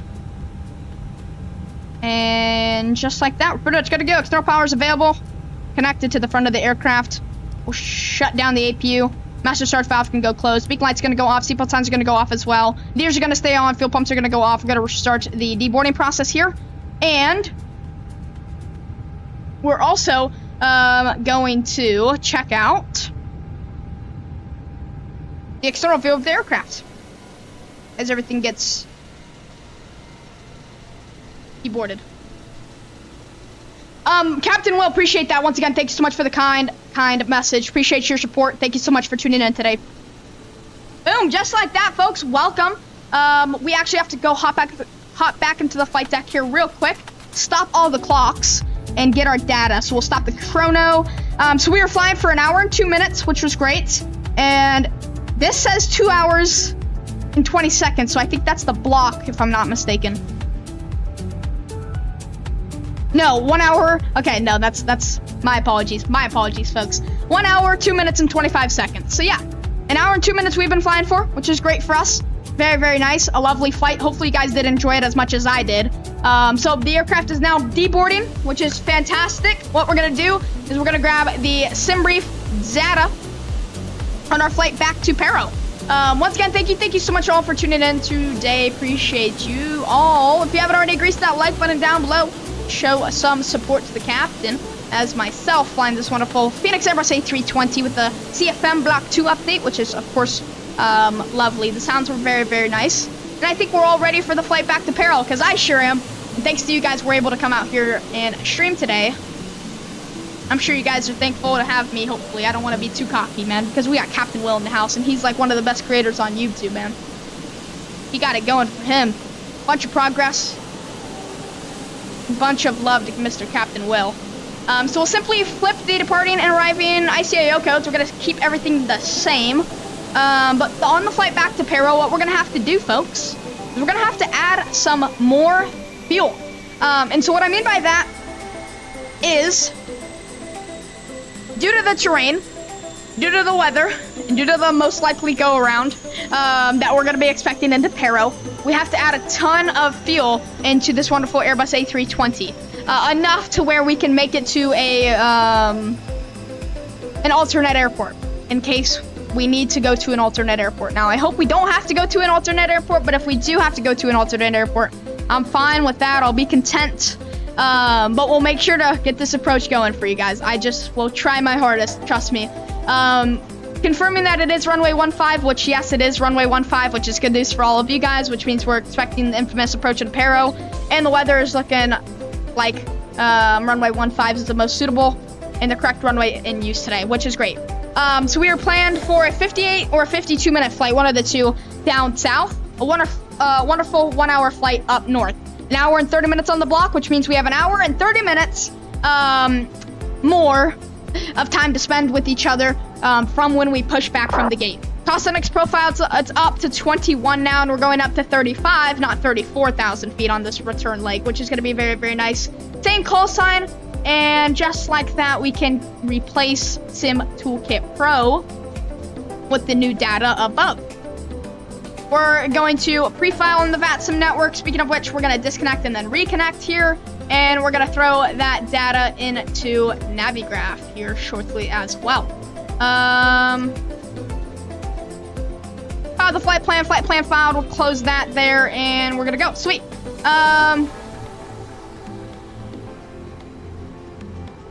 Ready for this leg? I am too, Jake Lodds. It's gonna be a lot of fun, man. It's like the main event, man, for sure. Playing this game on controller is kind of impressive. It is. It's not kind of. It is. It is very impressive, man. And the fact that he also has the skills to hop in flight sim with the yoke and the wonderful setup that he has within his wonderful house, I'm assuming. And also post a bunch of really high quality YouTube shorts to everyone. Yeah, I mean that's more than kind of impressive, man. You know, the fact that he's able to do it with the controller on top of that a yoke. I mean, man, not many people out there that have that talent, that's for sure.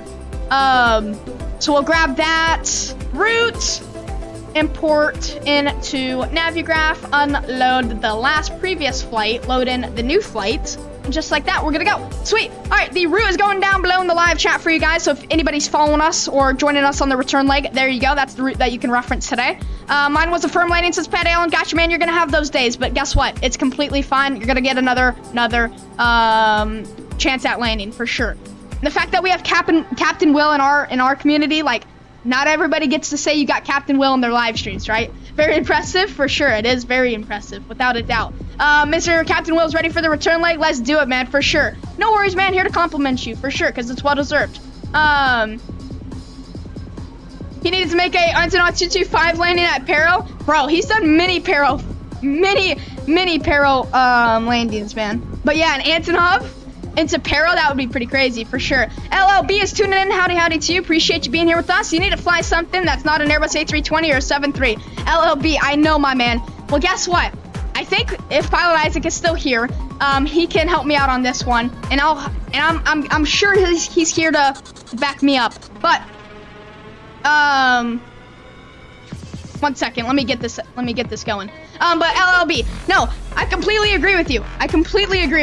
But unfortunately, it's Microsoft Flight Sim,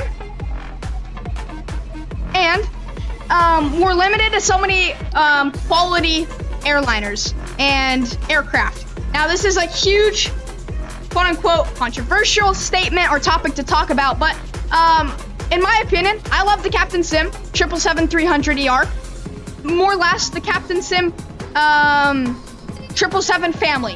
I think, in my opinion, the 777-300ER is my favorite. The Freighter is also a great one, and some may say the Freighter is better than the 777-300ER. It's all preference. I think the Freighter has better liveries, but that's for another live stream. I'll tell you what, I completely agree with that statement, and other aircraft are coming your way actually in the near future. Like the next live stream, we're gonna be in the 787, and after that, we're gonna be in the E175. So trust me, man, if you just give me patience, LLB, I got you with different quality, or different aircraft content, for sure. I'm all for you guys. I want to know what you guys like to see. Now, 7.3 operations and Airbus A320 operations are the best. They're my favorite because they're the most realistic, and they're the proper aircraft to fly on these certain routes. Now, I can't fly a 777 into Paro because that's not really realistic, is it? Now, it's really important to have patience, just like Mr. Jake Law says, patience is key for sure. Now, I'm trying to multitask, right? But, dude, I don't know if you haven't seen any of my previous live streams, but bro, I do 777 content when people hate on me about it. I do E-Jet content when people hate on the E-Jet. I do everything you guys want because I understand what content you want to see, and of course, I'm all for the people, right? So, yeah, patience is key for sure, man, because you got different content coming your way, but it's really, really hard to do, 777 content every single day because the aircraft isn't the best aircraft on the market, and I want to get a fair share of, you know, the quality content, or the quality aircraft that we're able to provide content with. If you understand that. We use short haul aircraft for short hauls and long haul aircraft for long hauls. Exactly, man, for sure. Simple as that. Patience is key, without a doubt. Media, Patty Allen at Cruise, my friend, at Cruise. You should give the 310 another chance. Never, ever have been in the 310. And I'll give the 300 another chance, Mr. Lightspeed. But most likely not the 310. Unless it's like Montreal to like Birmingham or something, which actually wouldn't be such a bad flight. But without further ado, folks, let's get back into the flight deck. Let's turn down the music a tad here for you guys. And let's get this aircraft ready for the return over to Paro. What do we start with? Most likely the MCDU. MCDU menu, ATSU data link, AOC menu, flight init data request, import all of our new data. Actually, no, what we gotta do is come over here to the EFB, go to the Fenix page, reload the next flight, update to standard time, departure in, let's fix that, let's go 36 minutes. So departure in 36 minutes, which is most likely going to be shorter than that, but we'll have to see. What we'll do is check out SimBrief and see how many people are going to be joining us on the flight back over to Paro. 157, 5.1, and 16.8. Boom. Instantly grab those numbers, boarding completed, load in the aircraft as we speak, and now we can send those numbers over to the MCDU. What we can also do is go over here to the init page. We can import our initialization data from SimBrief. We can import our flight number today, once again, Bhutan 212. Our cost index, like I talked about, it's a little bit higher than the previous flight. Cost index profile of 21 today, and then we're also going up to 35,000, not 34,000. And we're expecting negative 40 degrees Celsius at the cruise level. We're going to import all of our wind data straight from SimBrief in the OPF that it gives us. A PDF, I should say. And then we'll go over here to the flight plan page. We'll plan the departure here out of Kolkata, India. And the departure today off of runway 19er left, it's going to be the Ogda to Charlie departure. It's the first said to us today, which is great. And then the Paro approach is also a ton of fun. So what we're going to be doing is we're going to be expecting the Arnav Zulu runway 15. So Arnav Zulu 15, it's going to be the Bulgup 1 Bravo, which is the second star to us today. And then the approach via Gosho, which is the first transition. Once you're that into the EFB, and now we have an operating flight plan, so we'll go through the not EFB, but MCDU, my apologies, folks. We'll go through the MCDU, and we'll make sure we have no flight plan discontinuities, which we don't have any. Mini approach fixes to look out for, which is really, really nice, and it looks so pretty in the navigational display. So when we get to Paro, I'll give you guys a better look at the wonderful navigational display, because it's going to look so nice, filled up with all the approach fixes, because it's going to be a very precise approach into Paro. We have all the fuel numbers into the wonderful MCDU already. The flight planning has been completed, and now we are going to load our departure performance information. So we'll synchronize live weather, synchronize the load sheet, calculate, throw those numbers over the MCDU, and we're expecting a flaps 2 departure today. We're going to get the fuel pumps to the on position, and with that being said, we're going to fire up that APU. Beacon light's going to go on, seatbelt signs are going to go on as well. Start switch now on. And just like that, the EGT is going to rise. And we're going to look for bus transfer here when the APU is available. And just like that, we're going to go. So no more loading when it comes to the MCDU and or EFB. What we're going to do is we're going to grab the departure and pushback tug from GSX. And we're going to get the GSX drop-down menu going. Skystar says, I'm still pumped for this return, like I am too, Skystar, for sure. We're going to be making sure we bring the energy on this wonderful, wonderful approach into Paro. That's going to be, without question, man. It's going to be a ton of fun. Thank you all for coming in today, man. Truly do appreciate you guys, and hopefully you enjoyed this content. Like I said, we are going for just one strong live stream today, man. And I think we have accomplished that. So if the live stream would have ended, for instance, as soon as we parked it up at the gate, I think I can step away and say, hey, man, I enjoyed it. But guess what? It's not over yet, and I'm ready for that return leg back to Paro. And I'm sure all of you guys are too. I'm gonna get some liquids in my body, as Mr. Lightspeed would say, to make sure that I have enough energy to commit to this wonderful flight and leg back to Paro. I'm really, really excited, and I think it's gonna be a ton of fun, and I'm really, really excited for you guys to experience this approach with me. Like I said, the best approach and the most challenging or the hardest approach you're gonna get out of us within the community, and I think your experience matters a ton. So now it's all up to you guys, inviting your other aviation enthusiasts to join us on this wonderful approach and this wonderful live stream on a fantastic Tuesday. The AP bleed is now on. Window heats are auto. The AP is available. External power can go off. And pushback tug's gonna get connected. I think bypass pin is already inserted as well. Pushback tug is now gonna start its way over to the nose of the aircraft, which is good for us. We're gonna get 2000 in the box, which it already is on, or inserted there. We're gonna get the TCAS to the mode Charlie position or on and reporting. All TARA identify. We're gonna connect to the Vatsim network with the same call sign, the same aircraft type, and the same data that we had previously. And yes, sir, 2021 coming in. Actually, not 2021, but Jake Law's coming in with the liquids in my body quote. And then you gotta make sure we have Lightspeed in that quote, because that is, of course, his I guess his theme.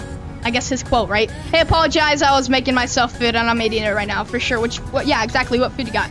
And hang tight, folks, while we get ready for pushback and departure. I'll be right back. I gotta go get myself liquids. So I'll be right back.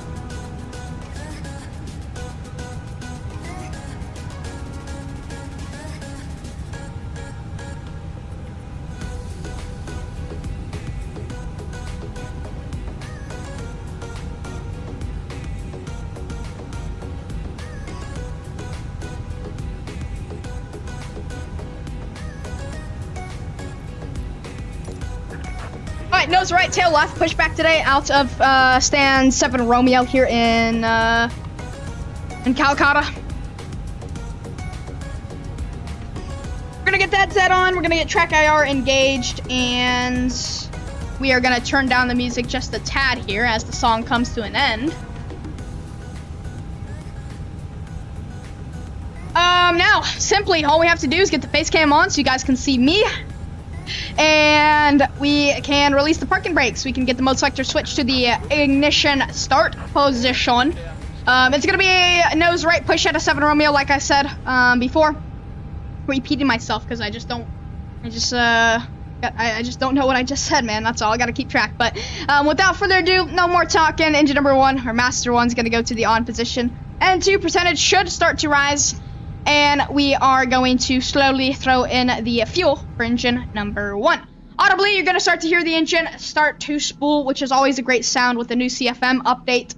The sound pack is even better than before. We really, really want you guys to enjoy the wonderful sound. And like I was talking about, what do you guys think of this livery? Please let me know. I think it's just quite strange that they go with like a straight, bland, like banana yellow. They don't fade it up. And then they start to fade like a really nice, bland, like blood red. So what do you guys think of the livery?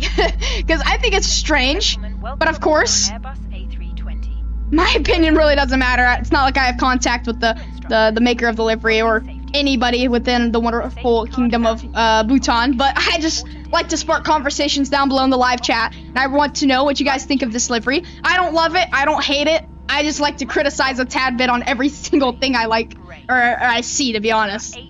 As some of you guys can too. The cabin crew are now pointing out the exits nearest to you. Please be aware that your nearest usable exit may be behind you. Emergency lighting will guide you to an exit. In an emergency, Love the cabin announcements for all sure. baggage on board. Your seatbelt is fastened, adjusted, and released as shown. Nice omelet. Some Polish cottage cheese. Not bad, dude. Not bad. Masts drop from above you. Pull Parker brakes up. towards you to start the oxygen. Yeah, like I said, the attention to detail when it comes to GSX and the accents are really, really nice. So, for instance, this wonderful grounds crew team, they should have a Indian accent, which they do, which is very, very nice, very, very realistic, and it just adds a little bit more of immersion to our flights, which is cool. So the parking brakes are now set.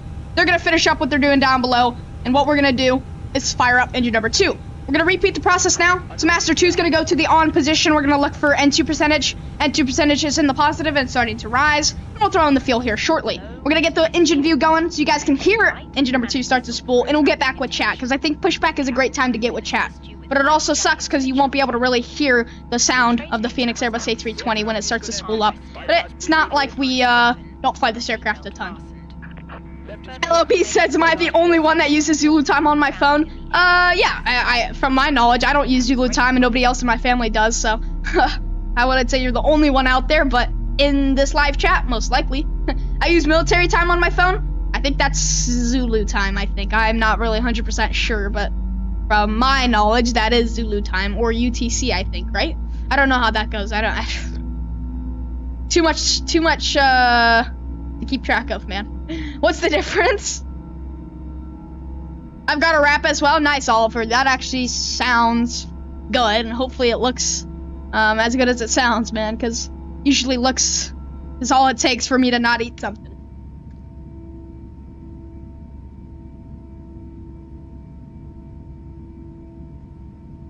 Alrighty, flaps 2 for departure, in transition, flaps are coming down, set locked for departure, normal mode, speed brakes armed, auto brakes set to the max position for departure, and just like that, we're pretty much good to go. Nose light's gonna go to the taxi position, APU lead's gonna come off, the APU start valve's gonna go closed, and you know what I'm gonna do actually for you guys, because I don't think anybody's joining us on the flight.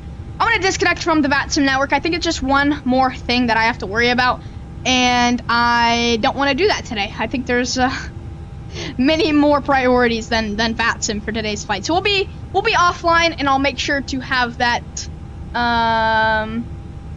showing on the overlay as well. Just like that. No more Vatsim. Zulu time is superior. Okay. It's a good opinion. I use normal time. It's really good, but it looks odd. Great. Send it in media for sure, man. Alright, we'll throw in the thrust, and we'll taxi it over to runway 019 right without making a single traffic call, because who needs traffic calls, man? Not me. Not on this flight. No, sir. Alrighty, I'm gonna see if I can turn up Microsoft in any way, because it seems quite low. No, there's really no way I can turn up Microsoft. Wow, interesting. Alright, let's focus on the taxi, and of course get back with chat. But yeah, no, I just want to spark some conversations, so I'll throw some questions out for you guys right now, so you guys get to talk about it in the near future, and of course I'll get back with chat right before departure. But let me know what you guys think of the livery, like truly. I want some responses down below in the live chat. Please take the time to, send in your opinion of the wonderful Bhutan livery. Now, is it the best? No, it's not. I just think there's a lot of things that need to be improved. There's a lot of potential. Now, is it the worst? Not at all. Never said that, never will. But there's potential with this livery. So first off, let me know what you think of English. Let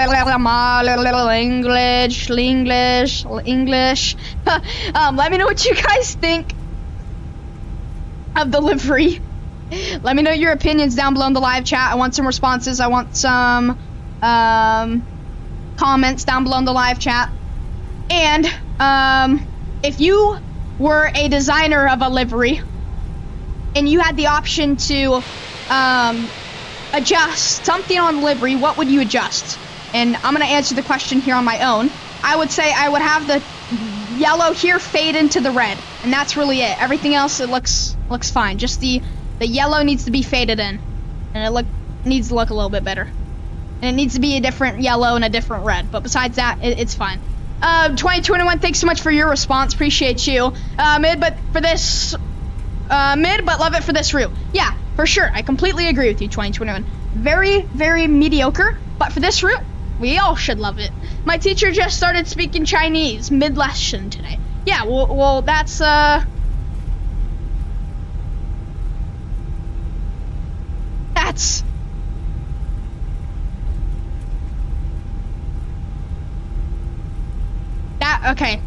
Yeah, I'm lost all over, bro. No, I completely forgot what I was gonna say. No, Oliver says, my teacher randomly started speaking Chinese mid-lesson today. Never had that happen to me, but that's very questionable. I wonder, why. There has to be a reason. And, I don't know, that strangely reminds me of me now. Cause, I can't speak. And I don't know why. Royal, what's going on? Thank you so much for tuning in. Howdy, howdy. See, even there, bro, I can't say to-do-do, like, oh my gosh, bro. Bottle of water.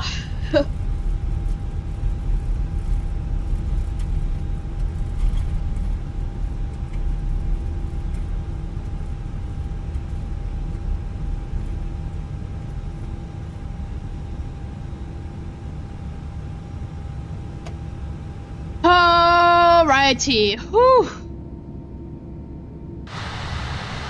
Whew. Intersection departure today. I'm not gonna complain. Alrighty. Perfect. So we're on Alpha right now. 19er left. So we're Alpha, 19er left, ready for departure. Let's get this thing rolling. Now, once again, now that I just got a drink of water, I'm feeling a lot better, and I feel like I can talk English properly, which is great, because you can't live stream without talking English properly, unless you're from a different country, of course. Then yes, of course, that's different. But yes, I want your opinions, I want your comments, and I want you guys to be active down below in the live chat and send in your opinion, because your opinion matters, and I'm all for you guys' opinion today. What do you think about this livery? If there's anything you can change about this livery, please let me know down below in the live chat. But now what we're gonna focus on is the wonderful departure here out of Kolkata, India, to embark our journey over to Paro, Bhutan. It's gonna be a very, very nice, a very, very spicy, and a very enjoyable arrival. Now, we only get to go to Paro once in a blue moon like I talked about yesterday, so I really want to take advantage of this, and I want to be grateful that we get to spend this time, and I hope you guys are grateful that you get to spend this time with me here on the community, because I'm sure that's why you tuned into the live stream today. Now, thank you so much to everyone being here with us. Hope you guys first enjoy the departure. Get the power set emojis down below. Get the power in your bones as we depart out of Kolkata, India, to embark on a 1-hour flight north over to the Himalayas. Now, should be a ton of fun. We got energy. We're gonna make this a strong finish to the live stream. And like I said, a quality 3-hour live stream. And guess what? We're 5 minutes from 2 o'clock. No. We're 5 minutes from 2 hours into the live stream. And so a 3-hour live stream is exactly what we went for today. And I think that's what we're gonna accomplish. So let's do it, folks. Let's get the hype going down below in the live chats. No music for the departure. Let's solely enjoy the sounds. And I don't think we need any music until we're on the ground in Paro. Let's just enjoy the sounds of Fenix Sim and the 320 here. We'll get 35,000 feet set in the FCU. We'll get the lane lights on. We'll get the runway turn-offs on, the taxi light to the takeoff position, wing lights also going on, and we have track AR on as well. Alright guys, let's do it. 50%. And 1.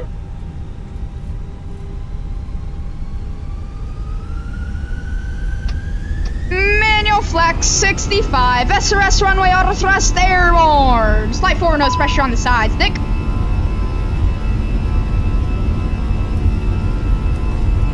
Take a power set, indicators on and normal, and they're reporting as well, folks. 100 knots is cross-checked on the primary flight display. Continue the departure. Stabilize on the side stick. V1. Rotate. Oh my. Oh no. Alrighty, slight forward nose on the side stick, please. Pause ready to climb, gear coming up. Why did we just get FSX giving us... What was that all about? Do you guys see that? Okay, FSX. Not FSX, sorry, FS Realistic. FS Realistic gave us, I don't even know what that was. Strange. All right, we'll continue the right-hand turn, engage autopilot 1. We'll go retracted on the flaps.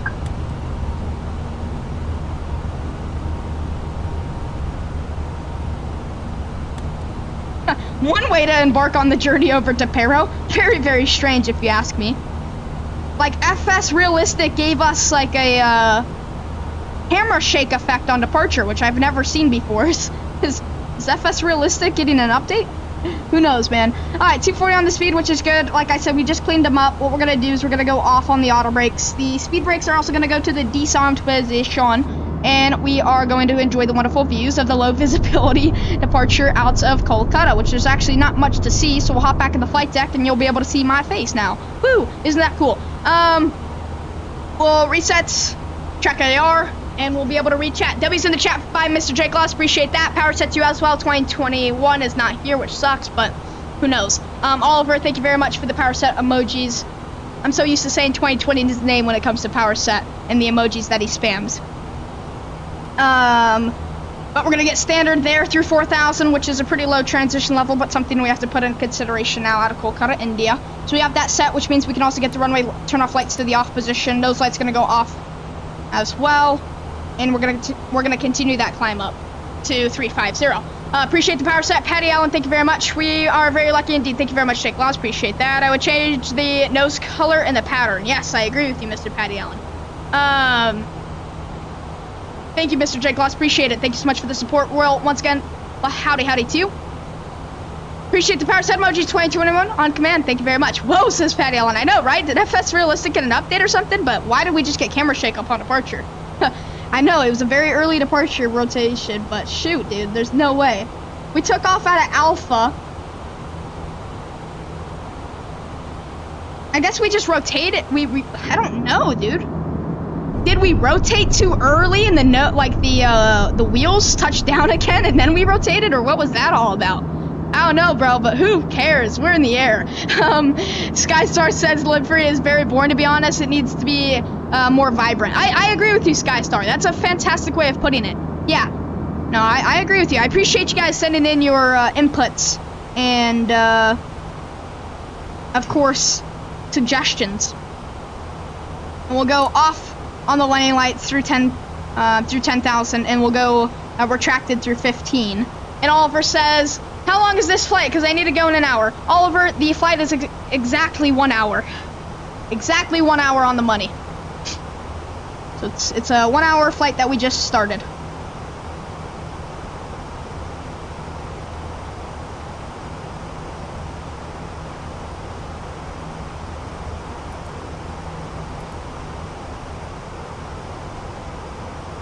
And yes, I actually will get the music back up in here, but it's going to be pretty low on the volume. Enough to where you guys can all still hear it, but I just really want to enjoy the wonderful, wonderful sounds of Phoenix and the Phoenix Airbus A320 in front of us today. Alrighty, well, that was pretty cool, I will say. I like that a lot. Kolkata, India. Very, very nice freeware scenery that you guys can all pick up. Exclamation point flight sim down below the live chat for the flightsim.to command. And we just started the 1 hour flight. And it's exactly 1 hour. Not 59 minutes, not 1 hour and 1 minute. No, exactly a 1 hour, a 1 hour a minute flight. Wait, does that make sense? No, because it's not minutes at that point. No, so not a 59-minute flight, not an hour and 1 minute flight. No, exactly 1 hour on the dot. So we're expecting 1 hour flight up to Paro, India, give or take an hour, hour 5, maybe 55 minutes, just some change, man. But really, really excited. Very, very nice. Thank you all for joining up today, and I'm excited for the approach in Paro. It's gonna be nice, very, very nice. I went back to see what happened, and it was your gear that touched the runway after you rotated. Gotcha, Patty on. Gotcha. So yeah, we just rotated a tad bit early there.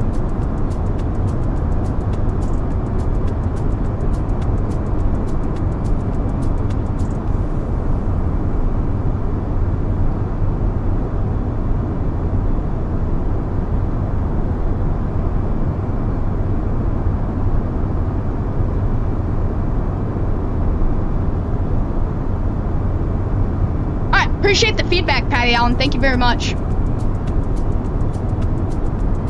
Alrighty, let's see here.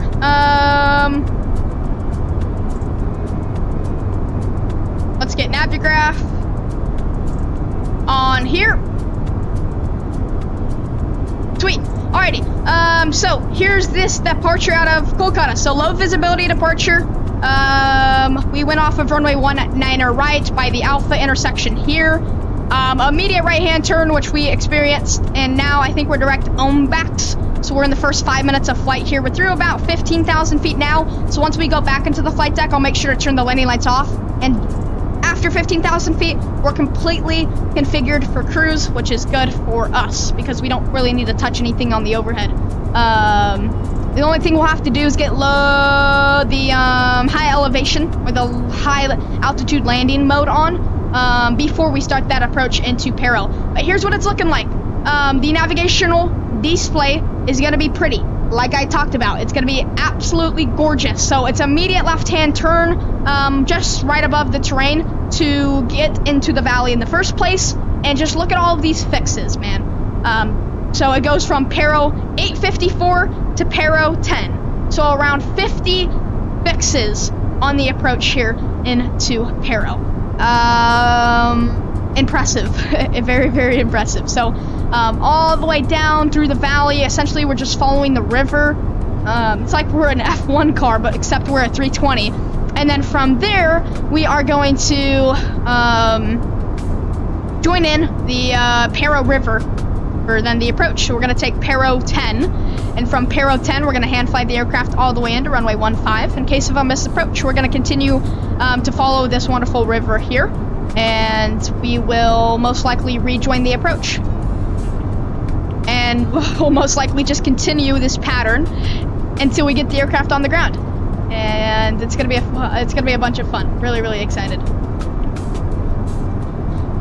Yo, what's going on, Mr. Aviation? Thanks so much for being here with us. Appreciate you. What did I miss? Very, very sketchy departure out of Calcutta. A 155 feet per minute landing into Calcutta, India, and the departure out of Paro in the first place. Yo, what's going on, Mr. Jacob? Thanks so much for tuning in. Appreciate you. Howdy, howdy to you.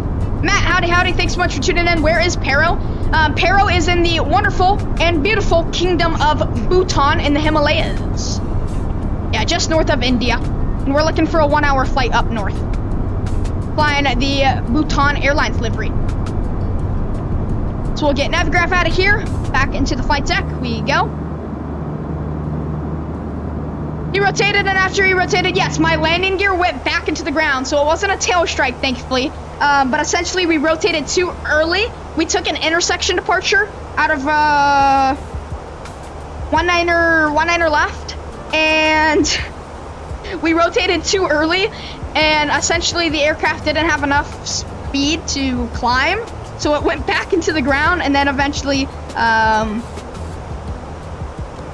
after maybe a second on the ground, like it was like a touch and go, dude, I swear. But it was I don't know. Interesting. Just go back and watch the departure and you'll see what I'm talking about. 2021 says Paro's the hardest approach in the world. Yeah, no, Paro. Some people say it's the hardest approach in the world. I think I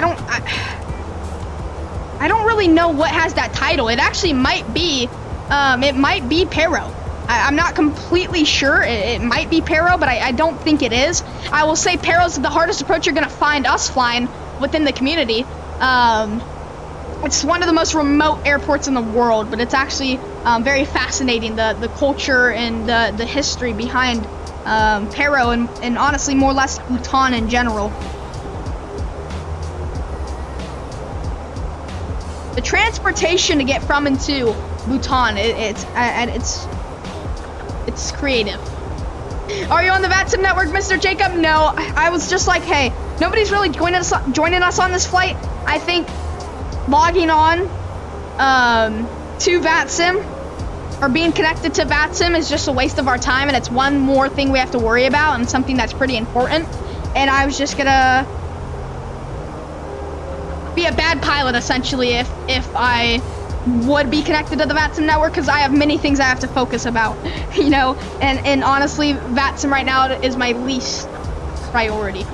I think planes and starting to have a little wheel in their tail or I think planes should have a little wheel in their tail to avoid tail strikes if it happens.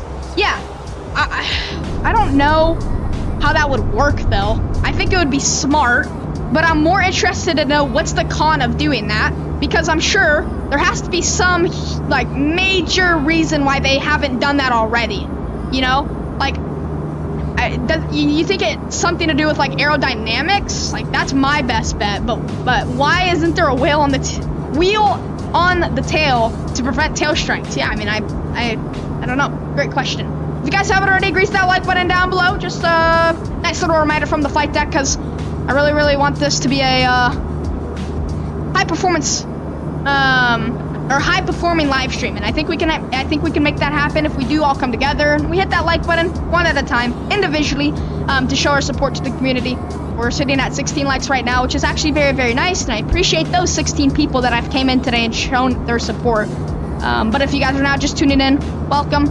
Hit that like button, get us to our like goal of we'll go 20 likes today. We'll go 20 likes.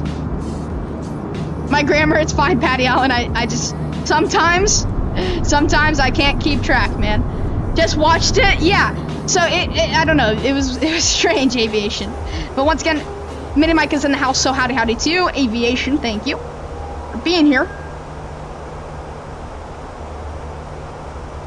And we have exactly 240 nautical miles to go until Paro. It'll be nice. Google said, because this is unnecessary for an airplane, as pilots tend to turn the airplane very slowly while on the ground. The airplane only moves straight ahead during takeoff. Oh.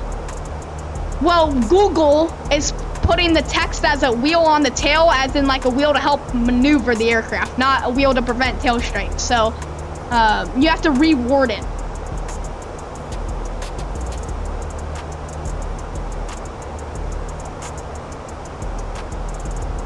Matt says, I think it would cause structural damage on rotation unless it was the size of the tail.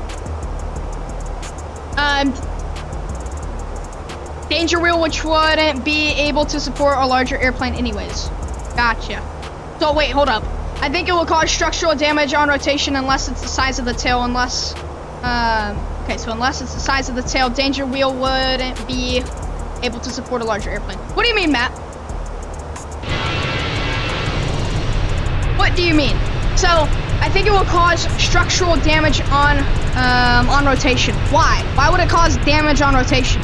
Like a little small wheel to prevent like scraping of the tail.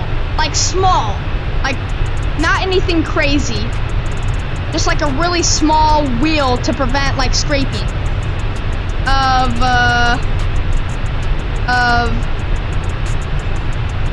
the tail. Yeah, a tail dragger. Yes, unless it was the size of a tail dragger. Yeah, exactly, Matt. Like a small, tail dragger just to prevent it. Like, what's the con? But you would say it would cause structural damage if it was the actual size of the tail. I understand now what you said. I gotcha. Google said, why is the tail not used on airplanes in order to prevent tail strikes on departure or landing? It's usually not worth the effort. First, most airplanes most airplanes require fairly severe mishandling to cause a tail strike, so it's not really worth spending too much to protect against it. Gotcha. It will be destroyed as soon as it touches the ground. Oh, that's true, Isaac. That's very true.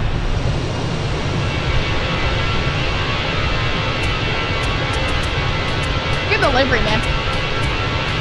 I don't think it would be a horrible idea. No, but at the end of the day, yeah, it takes a lot to tail strike an aircraft. And just like Isaac said, yeah, it's gonna be useless. It will be destroyed upon departure. Yeah. No, y'all are right. I think that was a good conversation, though. That's for sure. Hey, Matt and Isaac, appreciate you helping out for sure, especially as people with experience. And then Jacob, appreciate you helping out with the answers as well. Thank you, man. And of course, Patty Allen. Learning to fly. Howdy, howdy. Thanks so much for tuning in. Appreciate you. We're soon to be in Paro in the next 45 minutes, experiencing one of the hardest approaches this globe has to offer. So that's going to be a lot of fun, and I hope you find this entertaining enough to stay till we get on the ground in Paro. You can definitely be interactive down below in the live chat. Help out with some of your, and I'll be here, and of course the community will be here to help out with some of your questions if you have any. And we're at 31,000 feet, and we're going to continue that climb to 35,000 feet, so we have 4,000 feet to go, folks. And then we'll be on Discord, we'll be checking out media, we'll be checking out all of the shots you have shared with us, and I'll actually make another announcement to get everybody back into the live stream here shortly. Because I want a lot of people to witness this, man, because it's not an everyday thing that we get to come over here to Paro, man. Not an everyday thing, so.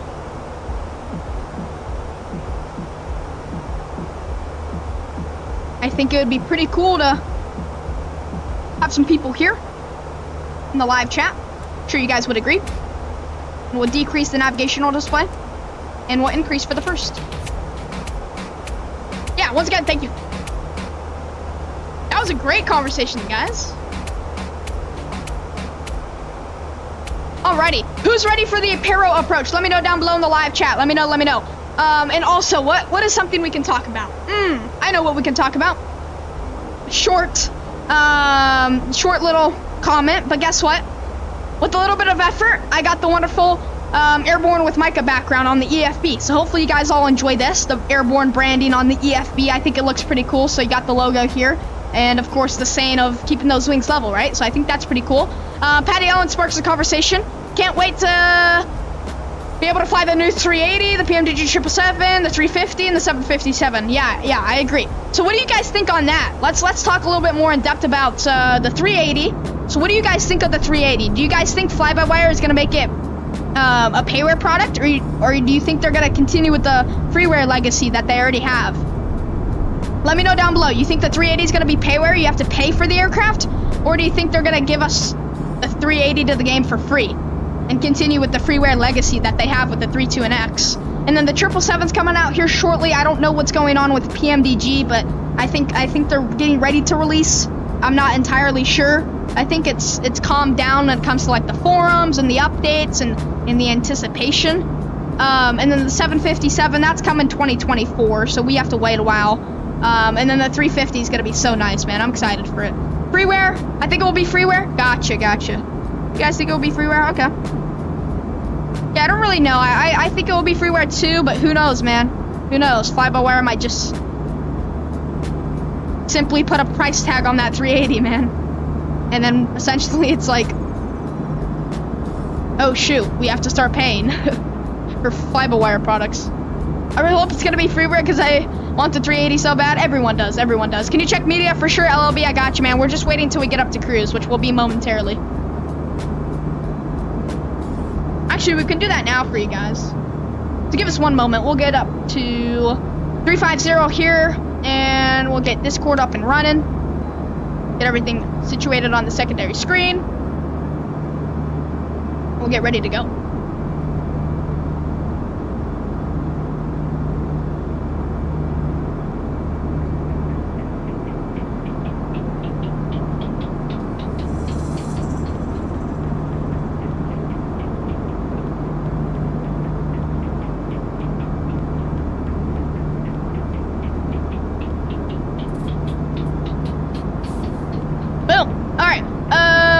Let's see here. Media. Slap. Howdy to you. Appreciate you tuning in. I was watching. Can I say anything? I was doing an IRL flight with my Cessna. Sweet, Slap. That's amazing, man. We gotta meet up one time, man. You gotta take me. Slap. We gotta meet up because I know you're from the area. So you gotta take me up one time, Slap. We can like do a partner stream. I can vlog it. Dude, I think that would be fire, Slap. We gotta talk, man. I think that'd be nice. I wouldn't be surprised if it's payware. Yeah, I wouldn't be surprised, but I think we all hope that it will be freeware. Okay? First off, Isaac, charge your phone immediately. Immediately, charge your phone, please. Cause you're about to die. LLB, woo, look at this. What is this? Oh, Space Center, right? Isn't this the spaceship? Not spaceship. No. What is this called? I forgot what this I forgot what this is called. But it's from the Space Center. It's the it's on the tip of my tongue, but I just don't. I don't know. It's from the Space Center. It's what NASA uses. Oh, look at this. Very, very nice. Lovely. Okay, that looks horrible. That looks, it's not bad.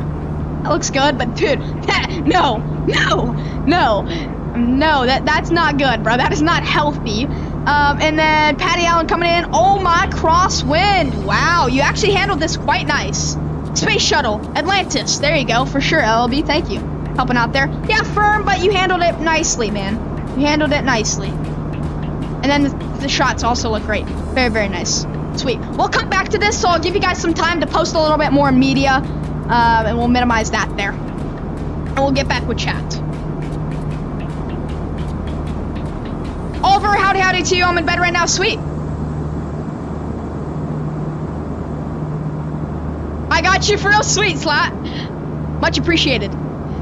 I don't want a 380 very much. They just aren't fun to fly. Too chunky. Yeah, it's interesting, LOB. And I honestly am with you on that one, man. Yeah, I don't know. I'm more excited for like the 777 or the 350 than the 380, man.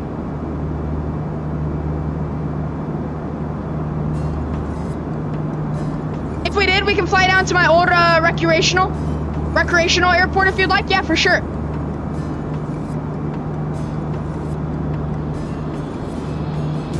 I'd have to get it worked on before we go there, for sure. Yeah, I would love to, man. Yeah, that would actually be sweet, Slap.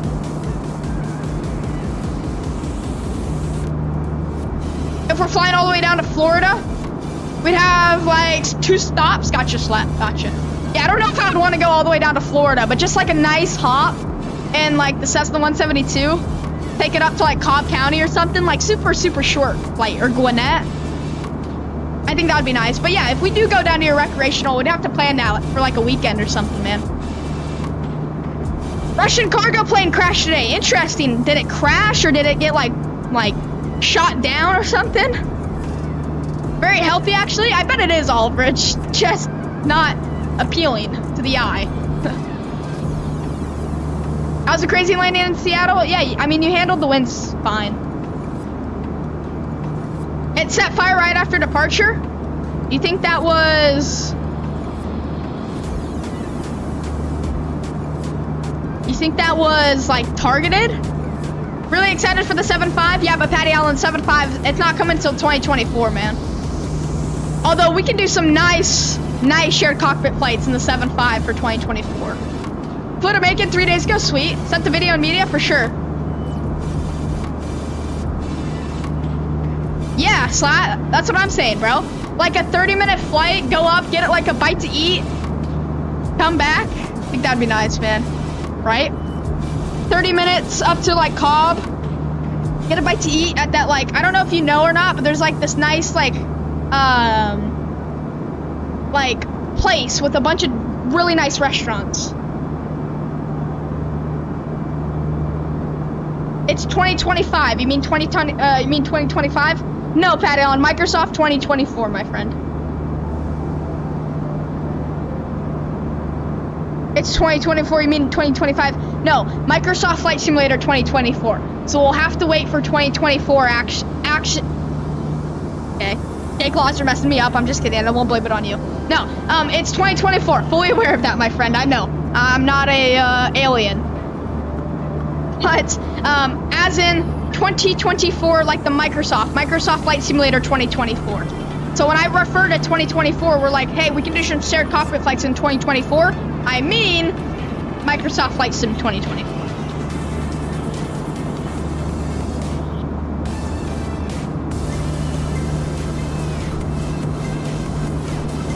Yeah, now you understand? Yeah, no, I know, Patty Allen. I need to be a little bit more specific sometimes, I understand. But yeah, whenever I refer to 2024, most of the time it's gonna be flight sim related, and as in Microsoft Flight Sim 2024. Like, how about Atlanta over to Australia in a Cessna? Yeah, I'm so ready for that. Let's just spend our whole summer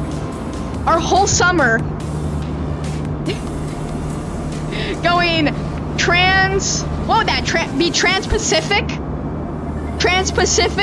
in a Cessna? Crazy, says Flat. I know. Matt says, give me a nice 777 or a 787. I'll download the game and be your first officer. Matt, I got some good news for you. 787 flight Thursday. And I'm gonna be doing some nice. I think I'm gonna hop in the I don't know, I have to look into it a little bit more, but I think I'm gonna be doing some business jet operations. I think I might hop in the Challenger 350 or the Cessna Mustang, the C510. So one of the two. So I got some good news for you. 787 operations coming your way within the next 2 days. So Thursday. I'm taking tomorrow off. No live stream tomorrow. But to make up for the break, I'm gonna be doing I'm gonna be doing a 787 flight from Warsaw over to London Heathrow. We're gonna be flying Polish Airlines. Well, I think it's Heathrow to Warsaw. I think it's that leg. It's gonna be Heathrow to Warsaw in the 78, flying Polish Airlines. 777 operations coming next week, early next week. And we're gonna be hopping in the either Challenger 350 or the Cockspur 775, but Cessna 510, the Mustang. We're gonna be doing some biz jet operations. It's gonna be nice. It's gonna be very, very nice. From California to Hawaii, yeah, for sure. For sure. And somehow a Cessna 182 has flown from California to Hawaii. 182, wow. That's shocking. Dude, you know what would be nice? Hopping in like a Caravan, bro. Okay, in my opinion, the Caravan itself is straight up ugly, bro. That is not once again, we're back on the visually pleasing aspect. That's just not a visually pleasing aircraft. Now, I bet you it's very comfortable, and there's a ton of pros to the Caravan, but it's just not the best looking aircraft, if you ask me. But I bet you there's like a bunch of really nice aspects of that aircraft that make it so good and that make it viable. I bet you there's a bunch of cons, but I just don't know those cons, and so when I just look at the aircraft, it just doesn't look the best. But I bet you if we do hop in a Cessna Caravan, it would be nice. Heck yeah, I'll be watching. Sounds good, Matt. I saw that it was crazy. Dang, I'll have to watch that video one time, or at least like look into it. I'm gonna fly to Duluth or Norcross. Okay, okay. I'll see you soon, Slat. I'll see you soon. In the Cessna, gotcha, for sure, Slat. Duluth doesn't have a regional, do they?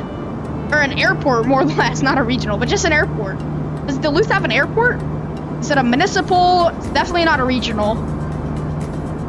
It's like a grass strip. But I don't think Duluth has an airport, do they? I don't know. But I'll see you soon, Slat. But yeah, once again, a 182 from Hawaii to California.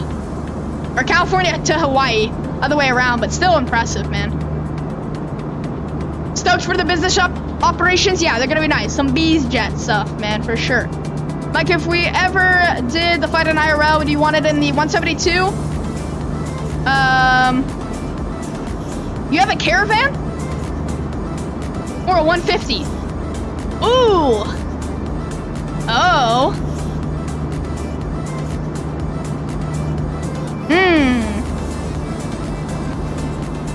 We can rent it from his friend? Soon, but not right now? Gotcha. I don't know.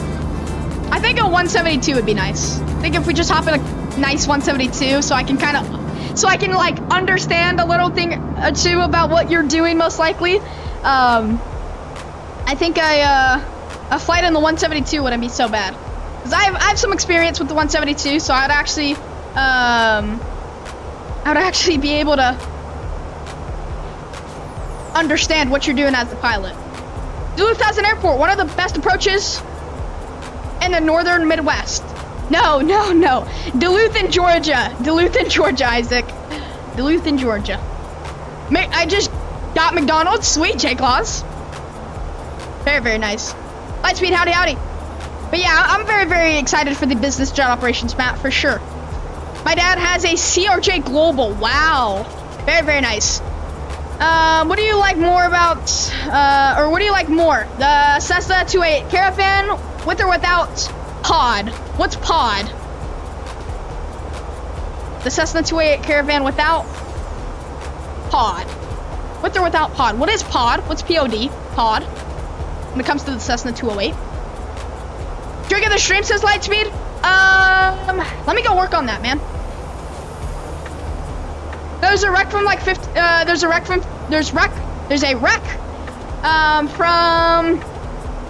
oh my, why? I need another drink of water and I'll be able to respond to you, Slat. Woo. Much needed drink of water there. But there's a wreck 15 minutes from Duluth. Gotcha, Slat. Gotcha.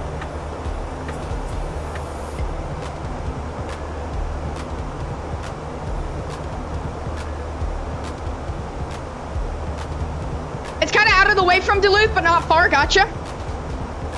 And we can do whatever from there. Gotcha.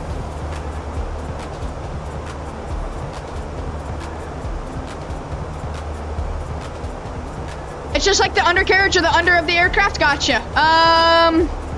Without Patty Allen. Yeah, I like the Caravan. I bet you there's something out there, and I'm sure you guys can help me out down below in the live chat. What is so like pleasing about the Cessna 208 Caravan? Is it like the room, the size of the aircraft? Is it comfortable? Does it fly nice? Like, what is so good that makes the Cessna 208 Caravan such a like purchasable aircraft? Let me know down below in the live chat. I'm sure Matt will be able to help us out. 'Cause I think you have some interest in the 208, if I'm not mistaken. But yeah, once again, Pilot Isaac, just to touch back up on that message, it's gonna be Duluth in Georgia, my friend. So, I guess what Lightspeed was talking about, not Lightspeed, but Slat was talking about, it's a recreational airport, 15 minutes away from Duluth in Georgia. But if Duluth has an airport in the Northwest, or the northern Midwest, I'll definitely have to check it out then. I guess it's one of the best approaches.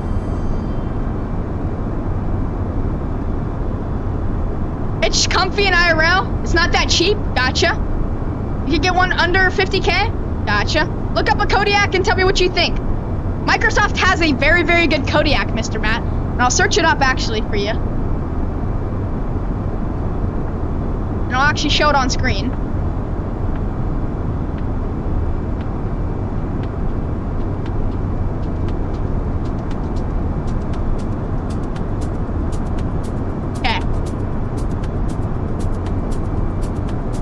No, let's go with this one right here. I like the blue. Yeah, I don't know, Matt. Like, looking at this, it just doesn't look like a pleasing aircraft. It just doesn't look that good. Now, this one without the undercarriage, without the pod, it looks better without the pod. It looks less bulky and it looks more maneuverable. Let's see this, though. Yeah, I mean, this looks good. It's spacious. Yeah, I bet you it is pretty fun to fly. But it just doesn't look that good. I don't know. That's just me. It just doesn't look that good. Now, this looks good. But I don't know. It feels like too bulky. It's like Jordan shoes for me. Like Jordans, like the shoe, Jordan. They just are too bulky for me to wear, bro. And it might just because I have like... my ankles are small, bro. Or it's just I just can't get over Jordans.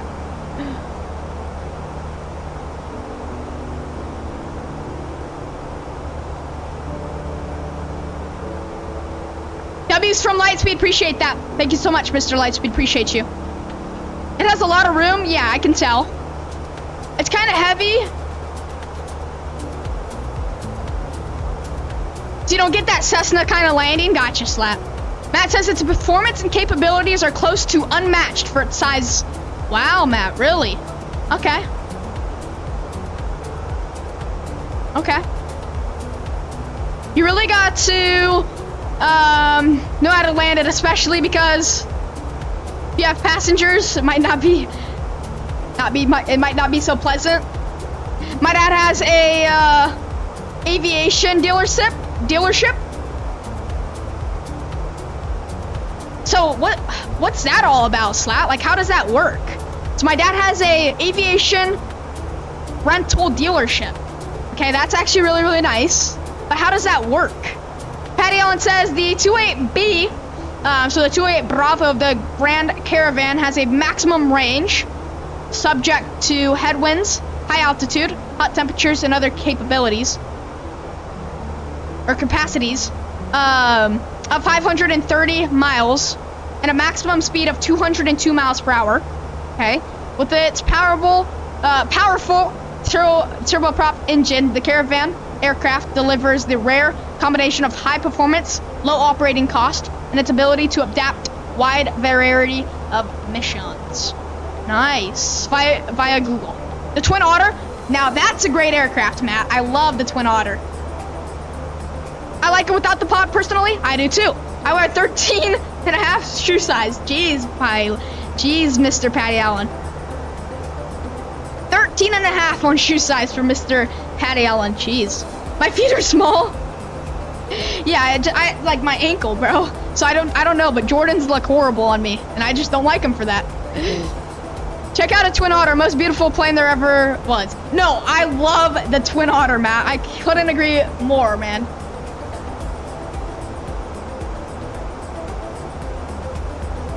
Oh, it's so nice.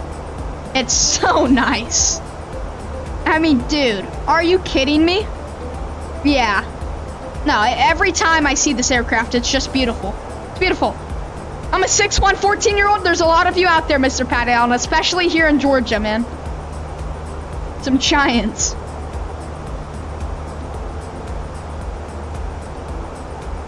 Yeah, it's great. Great aircraft, great aircraft. I wear a size 4 in shoes. Oh my gosh. Lightspeed, that's horrendous, bro. Twin Otters.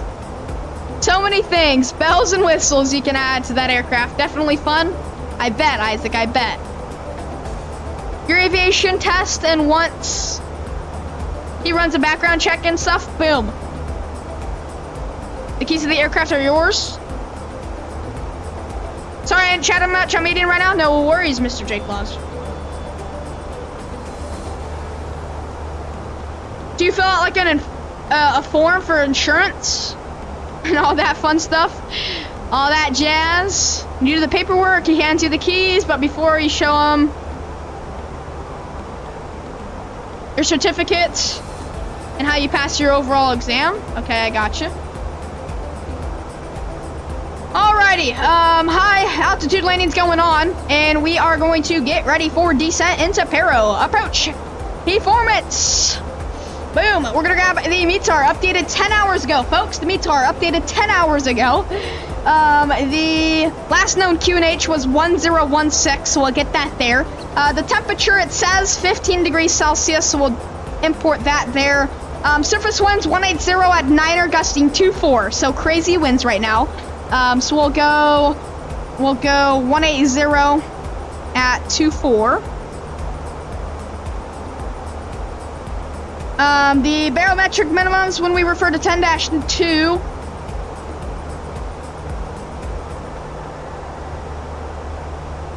You're gonna look for 10-2 on the approach. The minimums, I mean, barometric minimums, I guess we have to set them to like 10,000 flat. That's what I'm gonna do. I'm just gonna set them to 10,000 feet.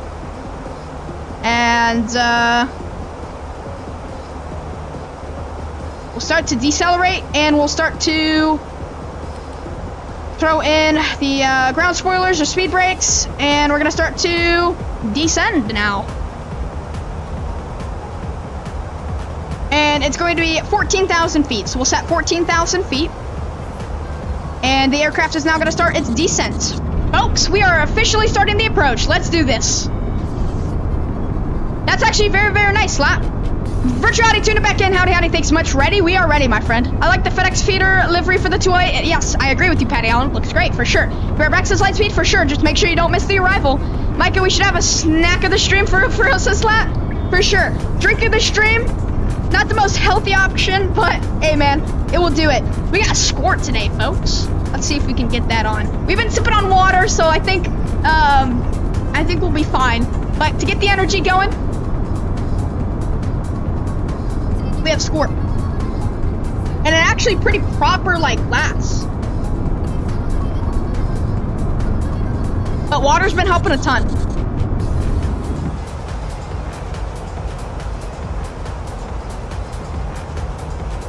The biggest you can rent is a baby bus. You know that, of course? Yes, I do, Slat, yes. The good old 318. Main rule is go around rather into the ground. For sure. For sure. No, I completely agree. I think we're going to be expecting a few go-arounds here, man. As long as you have a commercial pilot's license on, or a commercial pilot on standby. Gotcha, man. Gotcha. How does it taste? It tastes actually pretty nice, Slat. And it's actually straight from Mexico, it says. Which is nice. So this is like the best of the best, man. Alrighty, last song as that starts to round down here. We'll turn the tunes off for now, and we'll get back to them once we are ready for the landing replays, but that will be in a few moments here. Some beautiful shots by Lightspeed here, and wonderful EasyJet 32NX here by Fly-by-Wire. Love the Neo livery, it looks great. A gorgeous, gorgeous shot here, very, very nice. Volaris as well, looks great. I wish you had the Fly, not the Fly, but the Fenix Airbus A320, because the Fenix Airbus A320, Volaris livery looks great. And then this is just the beauty. Yeah, so this is what Matt was talking about. Just the differential, or the, I don't know the word. I'm struggling on the word, but there's a certain word. It's like college grammar, bro. There's a certain word for it, but like, the fact that this aircraft can go into like certain areas that other aircrafts can't go into. So it stops on a dime, I'm assuming. Handles very, very nice. But it can go into like the wildest of airports, man. Like dirt runways, grass fields. So there's a bunch of, I guess it wouldn't be compatibility, but I don't know the word. Somebody can help me out down below in the live chat, but it's accessible. So we'll get this over here. We're gonna make the quick little short announcement into the Discord server that we're approaching Paro, so we can get a bunch of people in here to the live stream. If you haven't already greased that like button, folks, we are getting ready for the approach.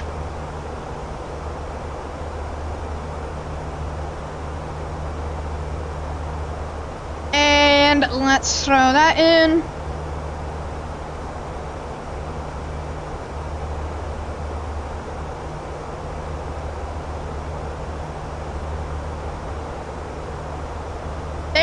Question, what do you like more, the OV-10 Bronco or the IA-58? What is going on? Overspeed? Oh no, that's not what I want. Nobody wants to hear that. Why though? Okay, very, very confusing to me. All right, auto throttle, lever climb.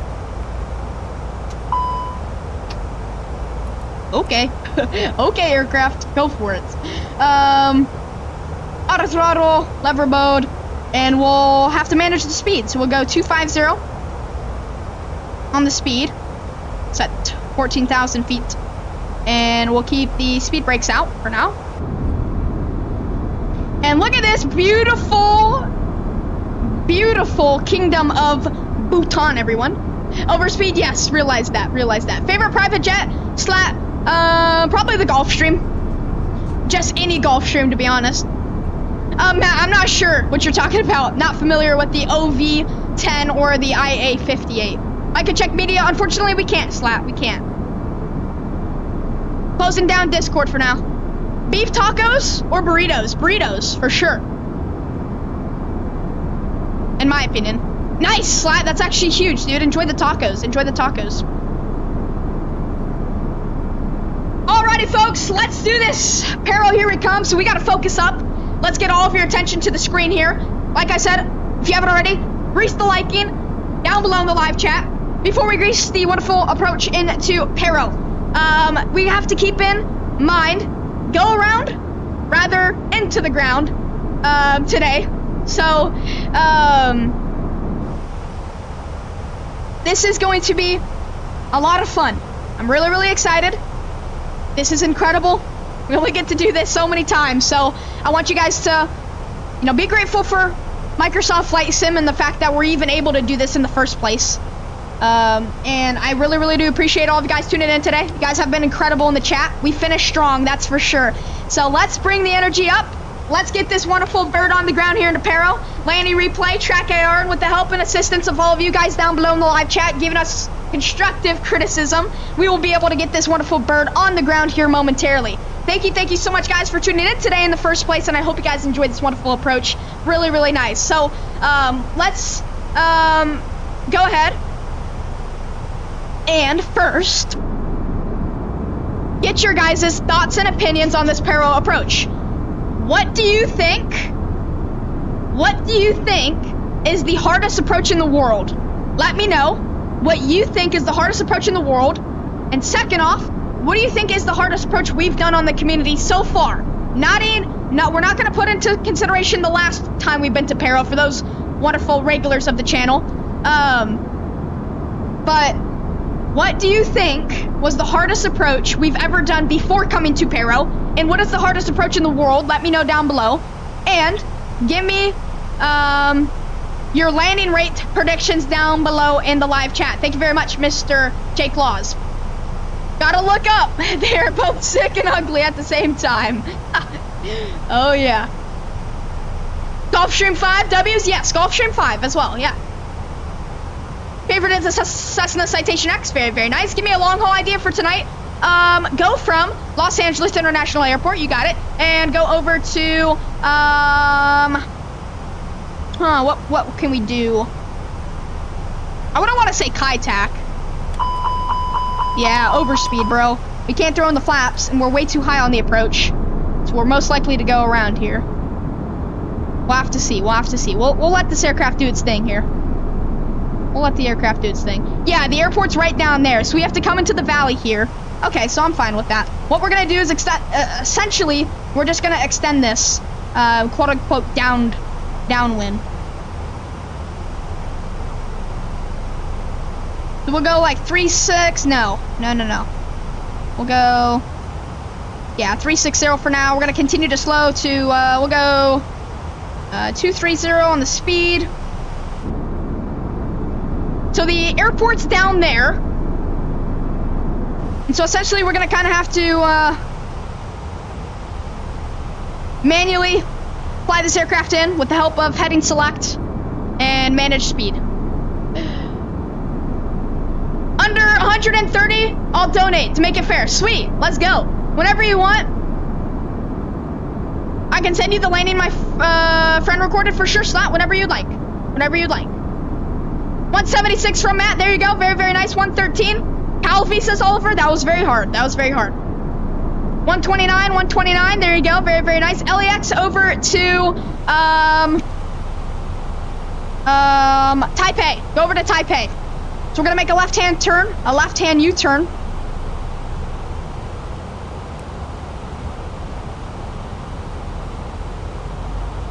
Left-hand U-turn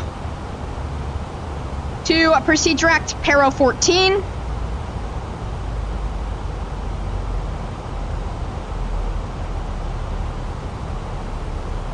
I'm actually gonna maintain 14, actually no, I'm gonna maintain 19,000 feet. Alright, we're gonna maintain 19,000 feet. We're gonna get the speed brakes back to the now armed position. We're gonna leave flaps 1 in. We're gonna be right next to this mountain. Trust me, we're not gonna crash. But we're gonna make the left-hand U-turn to join Paro 14, and then from Paro 14 into the valley, and then we'll land. So let's do it. Luke Loud and Apollo is by far the hardest approach. Yes, I agree with you, Matt. That is very, very true. That is very, very true. Over to Taipei, Mr. Patty Allen. It's also not for airliners. Yes, true. Very, very nice, Slat. Very, very nice. Just dangerous, but it's quite easy. My gosh, it looks challenging.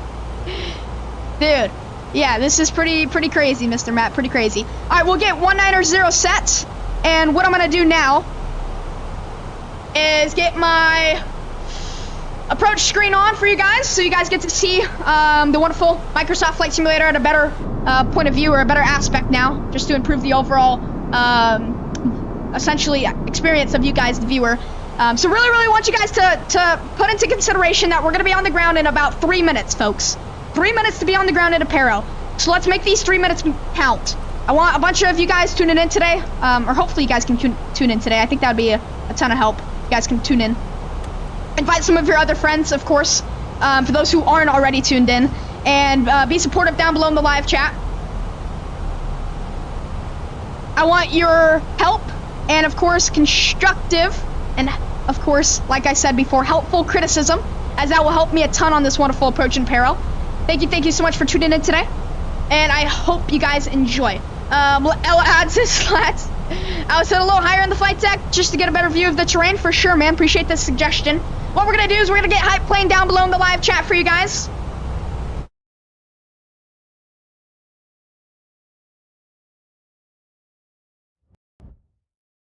And we'll get the volume back up. And we'll continue that decel through the transition level, so we'll go 1016 on the QNH. Yeah, so it seems that we're still just way too high on the approach. So this is very tricky. Oh, great. Alrighty. We'll see how we do this. Let's see if I can just take the aircraft here. To my aircraft. We'll go landing gear down.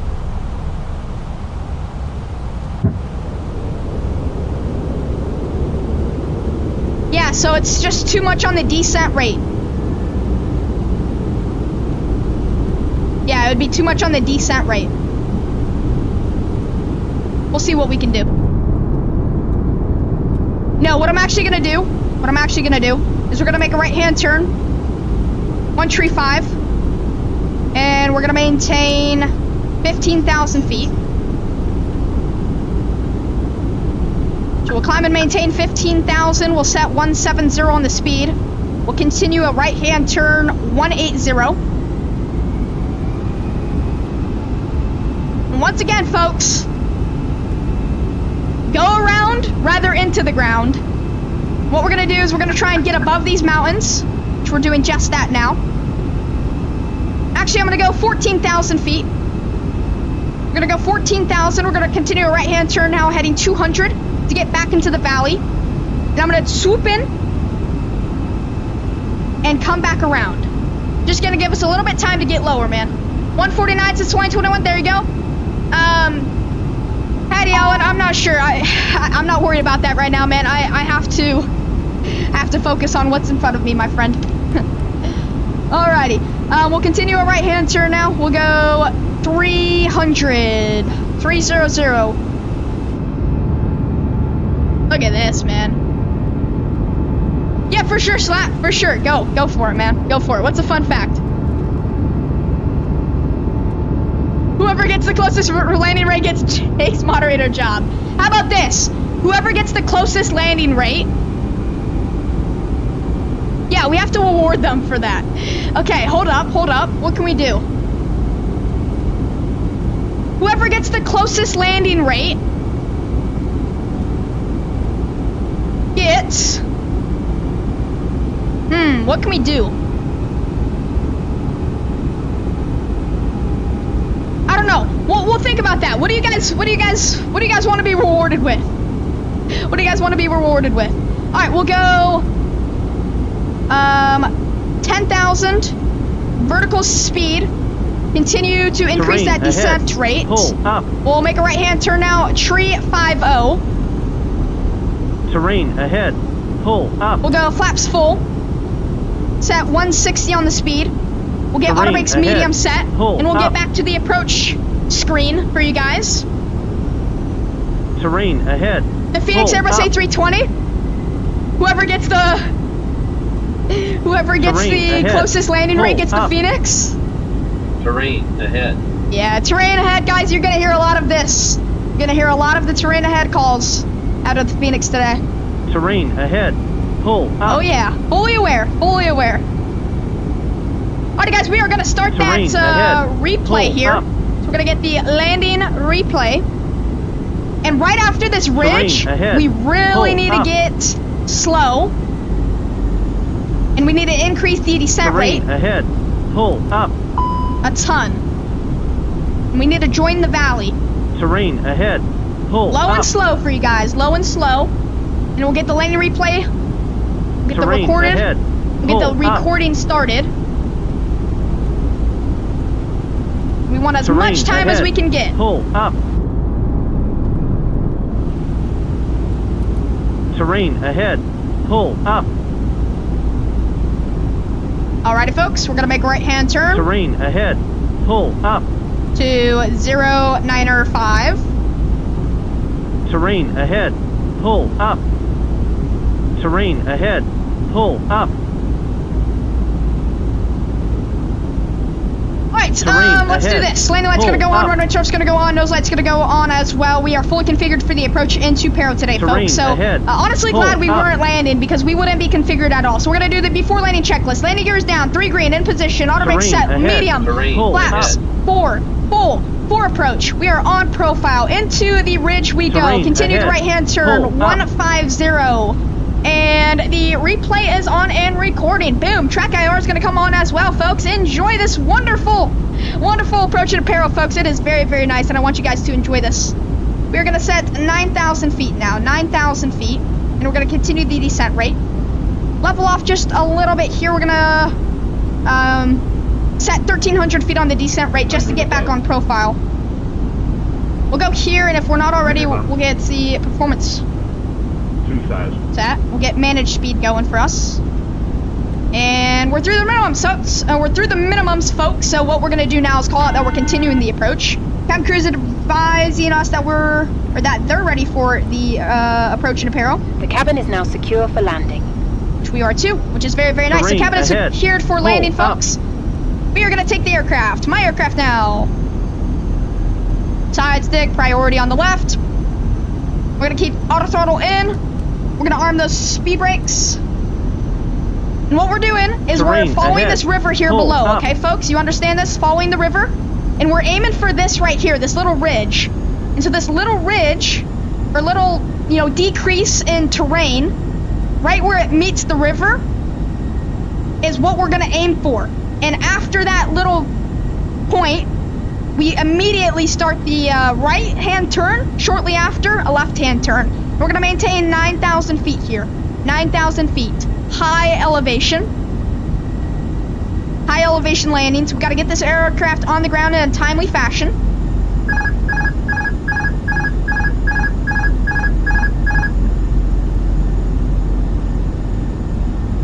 We're going to increase that descent rate.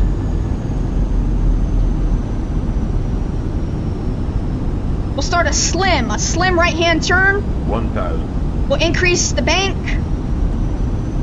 Just like that, folks. That's Paro. Get low. Sink rate. And this is where I really have to focus, folks, so enjoy. Sink rate.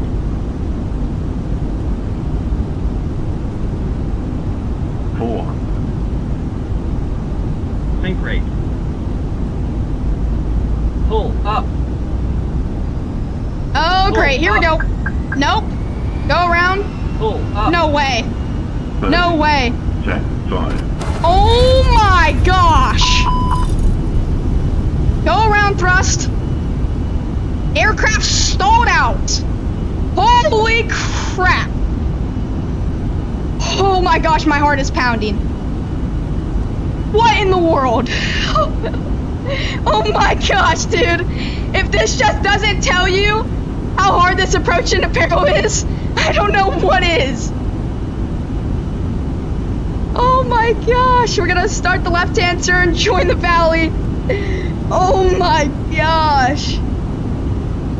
Jeez me Christmas. All right, continue the climb out and we'll get another go.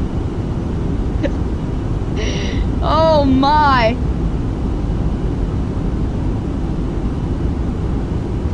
All right, so now for future reference, we're gonna go a little, we have to be a little bit faster. A little bit faster. We'll go flaps 1.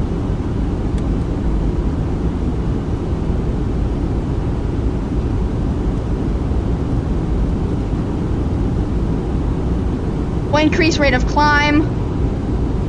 Right over the ridge. To join back on profile.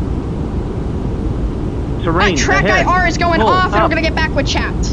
Holy crap! Woo! Terrain ahead. Pull up. Sketchy. Terrain ahead. Pull up. Terrain ahead. Pull up. Too easy for him, I wish. He might be a better pilot than me Terrain now. ahead. Oh Pull. man. Short-lived expectations, bro. Dude, that approach is Terrain no ahead. joke. Pull We're gonna up. keep flaps 1 in for now, just because I don't want to stall out.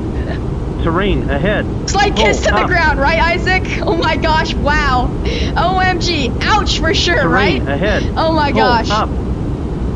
Terrain That was ahead. fun. Little Pull kiss. up. Little kiss. Appreciate all of you guys tuning in. Terrain ahead. Pull up. That's hit me. Little butter right there, right? Terrain ahead. Alrighty. Pull up. Retracted on the flaps. And we'll join the approach again. Captain Will, what's going on? Howdy, howdy. Appreciate you tuning back in. First crash on Airborne with Micah. We did a, No, the first crash was actually flying this aircraft for the first time. It was a departure out of Glasgow, and the aircraft wouldn't climb. Terrain ahead. Pull up.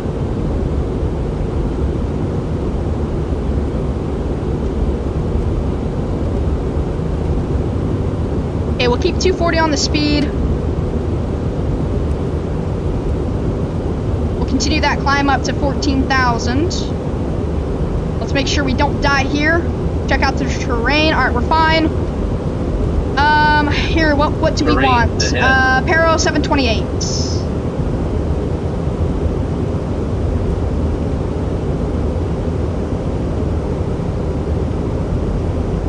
Direct to Paro 728. To rejoin. Figure up.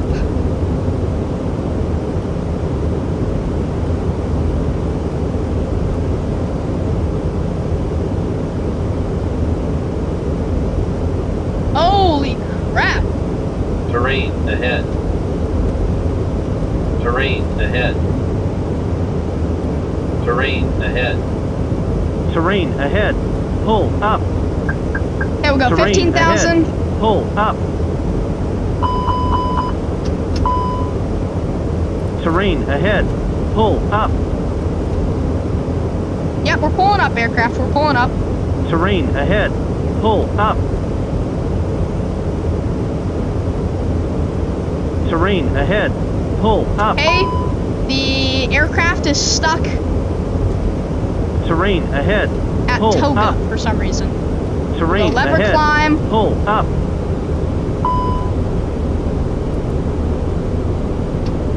Okay, lever climb. 240 on the speed. 15,000 on the altitude. We'll go direct Paro 818. And from Paro 818, we want to be at 13,000 feet. So we'll go 13,000 feet. We'll increase the rate of descent. We'll go 210 on the speed. And we'll get the landing gear back down here, a tad early. Go speed brakes. Alrighty, sweet, we're back with chat. We're back with chat. Micah's crying inside with his 320 screaming at him. I'm honestly not surprised that it's yelling at me right now.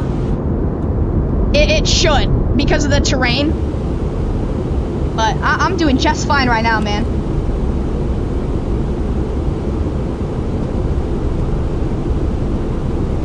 Alrighty, what do we gotta do now? Alright, so landing gear's down because we had a problem there with the gear, but we're fine with that. I kind of want to keep on slowing down to about 170 knots. So we'll keep the speed coming down to 170. Promise you guys won't let you down on this approach. I promise you guys. 1,000 missed calls from the landing gears is aviation for sure.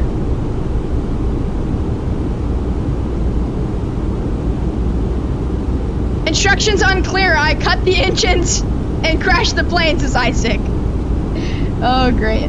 12,000 feet set. Continue that descent. We'll throw in flaps 2. Increase vertical speed. We'll go 160 on the speed. Terrain ahead. Pull up. We'll go flaps 3. Terrain Speed ahead. brake. Pull Armed. up. Terrain ahead. Pull How up. long is the runway and what's your stopping distance? So the runway length is 7,400 Terrain ahead. feet. Pull up. So it's a pretty short runway. Terrain ahead. Pull up. Pretty short runway. Terrain ahead. Alright, we'll go flaps Pull full. up. And all we have to do now is clear this little terrain here. We have Terrain to ahead. clear the piece of Pull terrain. up. So we'll stop the descent. Terrain ahead. Pull You know the up. stopping distance? Terrain no, I ahead. do not. Pull But up. we'll be fine. We'll be Terrain fine. We've ahead. done it before in the Pull 7.3. And this aircraft stops on a dime. I think it has better performance than the 7.3 does. 2,000. Terrain ahead. Pull up. So I think we'll be fine with automatics Terrain medium ahead. and full reversers. Pull up. Alright, my aircraft now. Terrain ahead. Pull Side stick up. priority on the left. Approach shores. So enjoy the screen, Terrain folks. ahead. Pull up. Terrain ahead. We have Pull cleared up. the terrain. Terrain ahead. And we'll run the before Pull landing up. checklist one more time with track IR involved. Think rate. So landing gear is down, 3 green. Auto brakes are set to the medium position. Spoilers are armed and the flaps are set to full. Think rate. Think We'll rate. continue to 150 on the speed today, folks. Think rate. It's gonna give us sync rates Think rate. because of the incredible descent into the valley. Terrain ahead. Pull up. Terrain ahead. Pull up. Terrain ahead. Pull up. And we're looking good, so we'll start Think to Terrain ahead. Pull up. pull back on the side stick. That's gonna help us slow down today, folks. We want to slow down. We'll set like 152. Set 152 there. That's gonna be the final speed today, just a little bit faster than the aircraft wants us to be going today, just because I don't want to stall out. We're through the minimum, so we're gonna continue the approach, and we're gonna get the landing rate predictions down below. Once again, thank you so much for joining us on the Paro approach today. Promise you guys I will not disappoint you guys. Thank you so much for coming into the chat today. But this is my time to focus, so enjoy. And the landing replay is started. We have track IR on and reporting, so we're pretty much all good to go. This is very nice. Like I said, the world's hardest approach, man, or one of the hardest approaches you can find on the globe. So pretty tricky. Now what I'm gonna do is we're gonna kind of go left of the river here. And I'm going to use the river, like I always do, to help this aircraft, Terrain ahead. or at least Pull help up. me guide this aircraft into runway 15 here in Paro. So we're going to go left of the river. Terrain Like I ahead. said, what we're looking for Pull here up. is this decrease in terrain here, the mountain on the right. And we're looking good on speed. We're all configured for the approach, and the replay is on as well. So we're good to go. We're good to go. So we're going to continue that. We just want to make sure we're low. We just want to make sure we're low.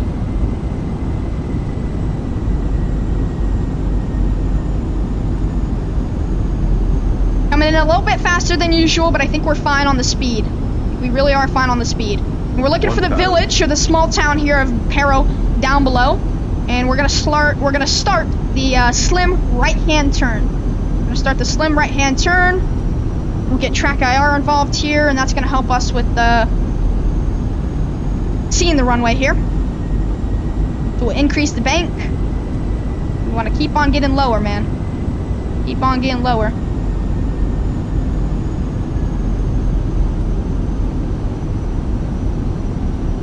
And here we go, guys. We're looking really, really good. 500. Continue that sharp right-hand turn. On profile. 4. Start the left-hand turn. 300. Sync rate. Sync rate. Pull up. Pull up. Pull up. 40. 30. 20. Retard. 5. Tune reverse, nose down gently, speed brakes up.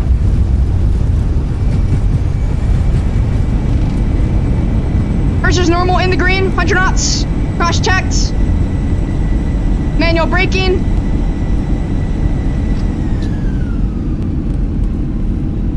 Auto brakes disarmed, off, and the reversers are stowed. Oh my gosh, a deep breath, much needed for that approach. And we will check out the landing here shortly. I mean, bro, we couldn't have got it down any other way, bro. I'm gonna be honest with you, we just couldn't have got it down any other way. I'll tell you what, in my opinion, that's what you want to go for when you come into Paro, man.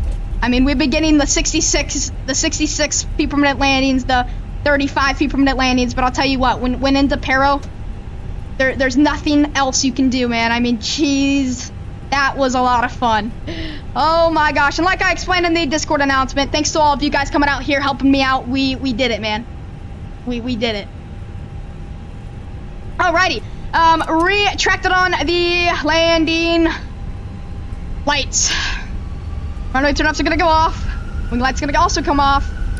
And the flaps are gonna come retracted here. Please make sure. And we are going to stop the landing replay. Wow.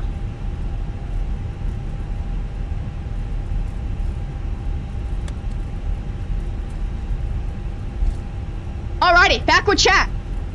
And I need my bottle of water.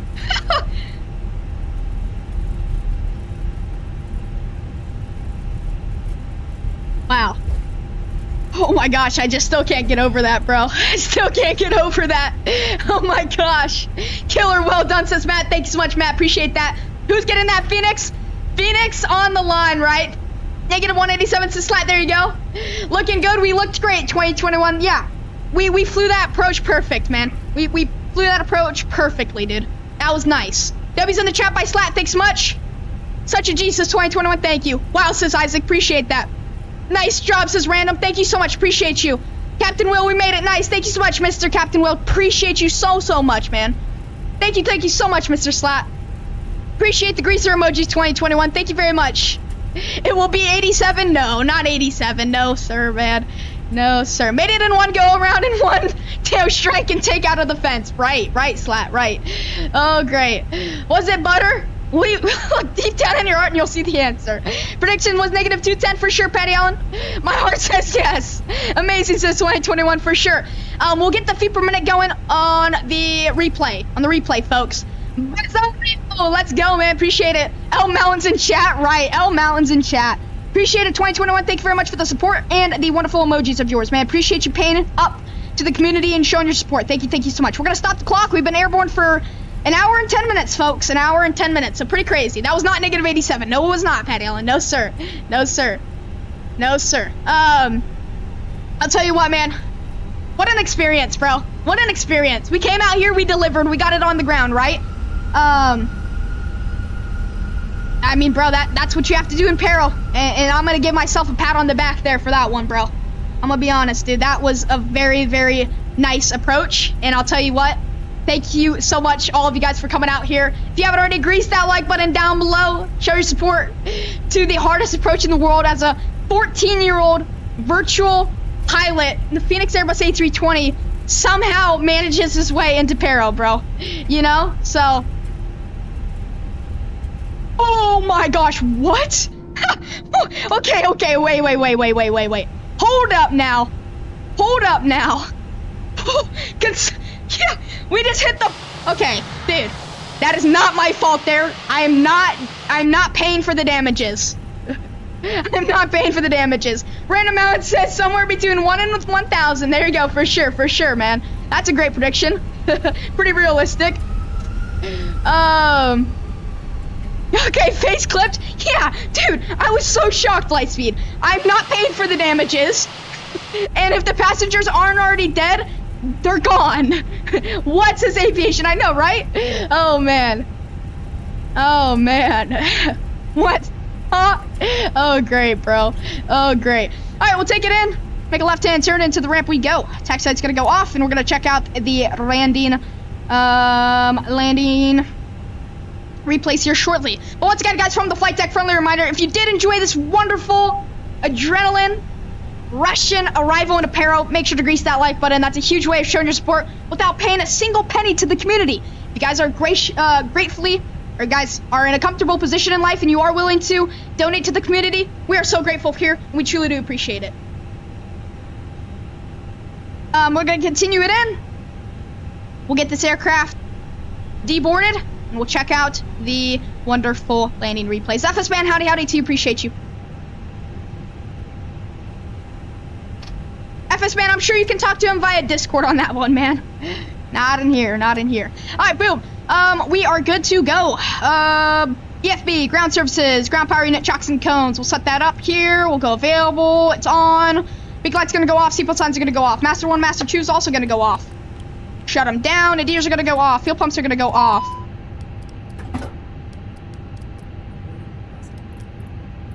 Deboarding, please. Thank you very much.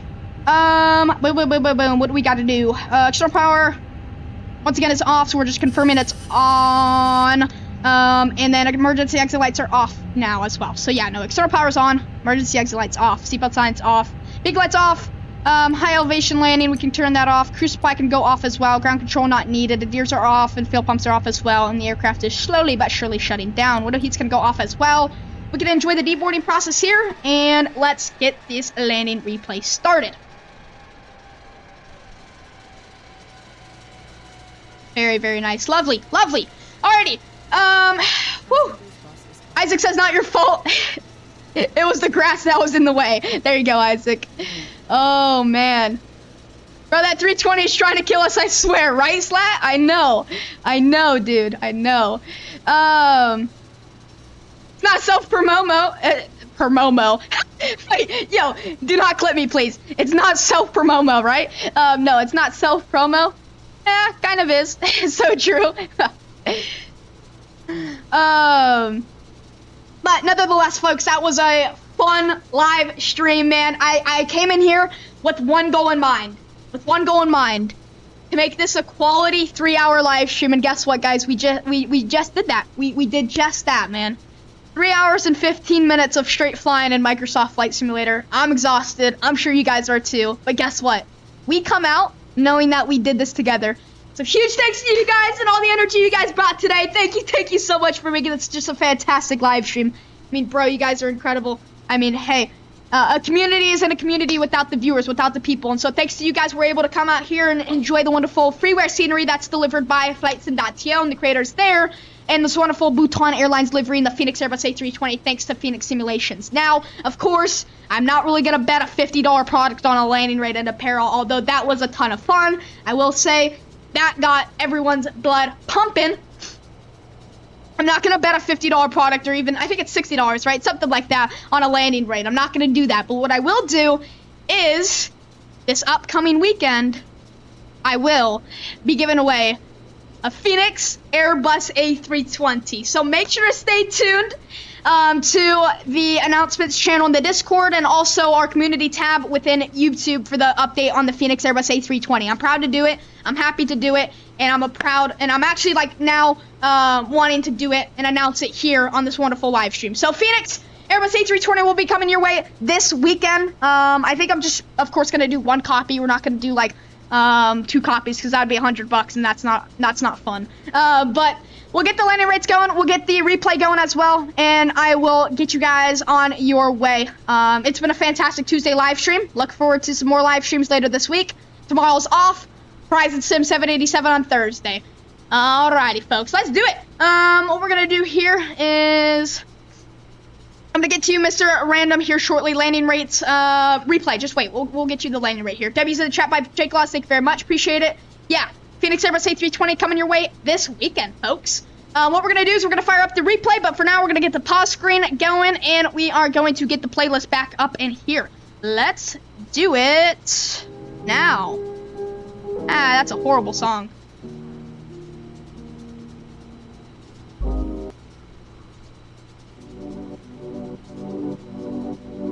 Boom, sweet. All right, perfect. Matches the mood today. All right, guys, be right back. Get you guys on your way with the landing replays.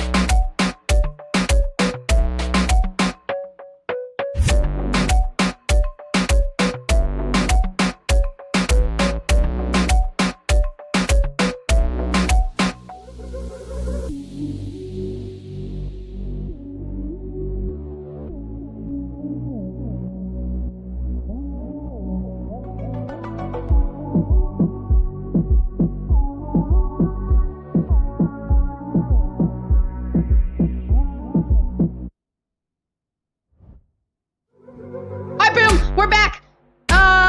Let's do this. So, landing replays for you guys now.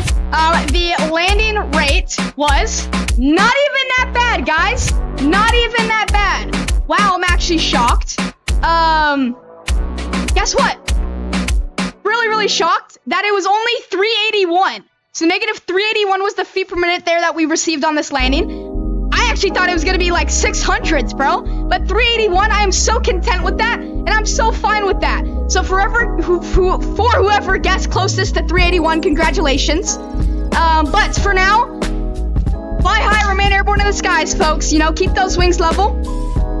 Actually, I gotta fix this here for you guys. I gotta fix this. We'll do that, boom, there. All right, but yes, like I said, guys, fly high, remain airborne in the skies, keep those wings level forever and ever, folks.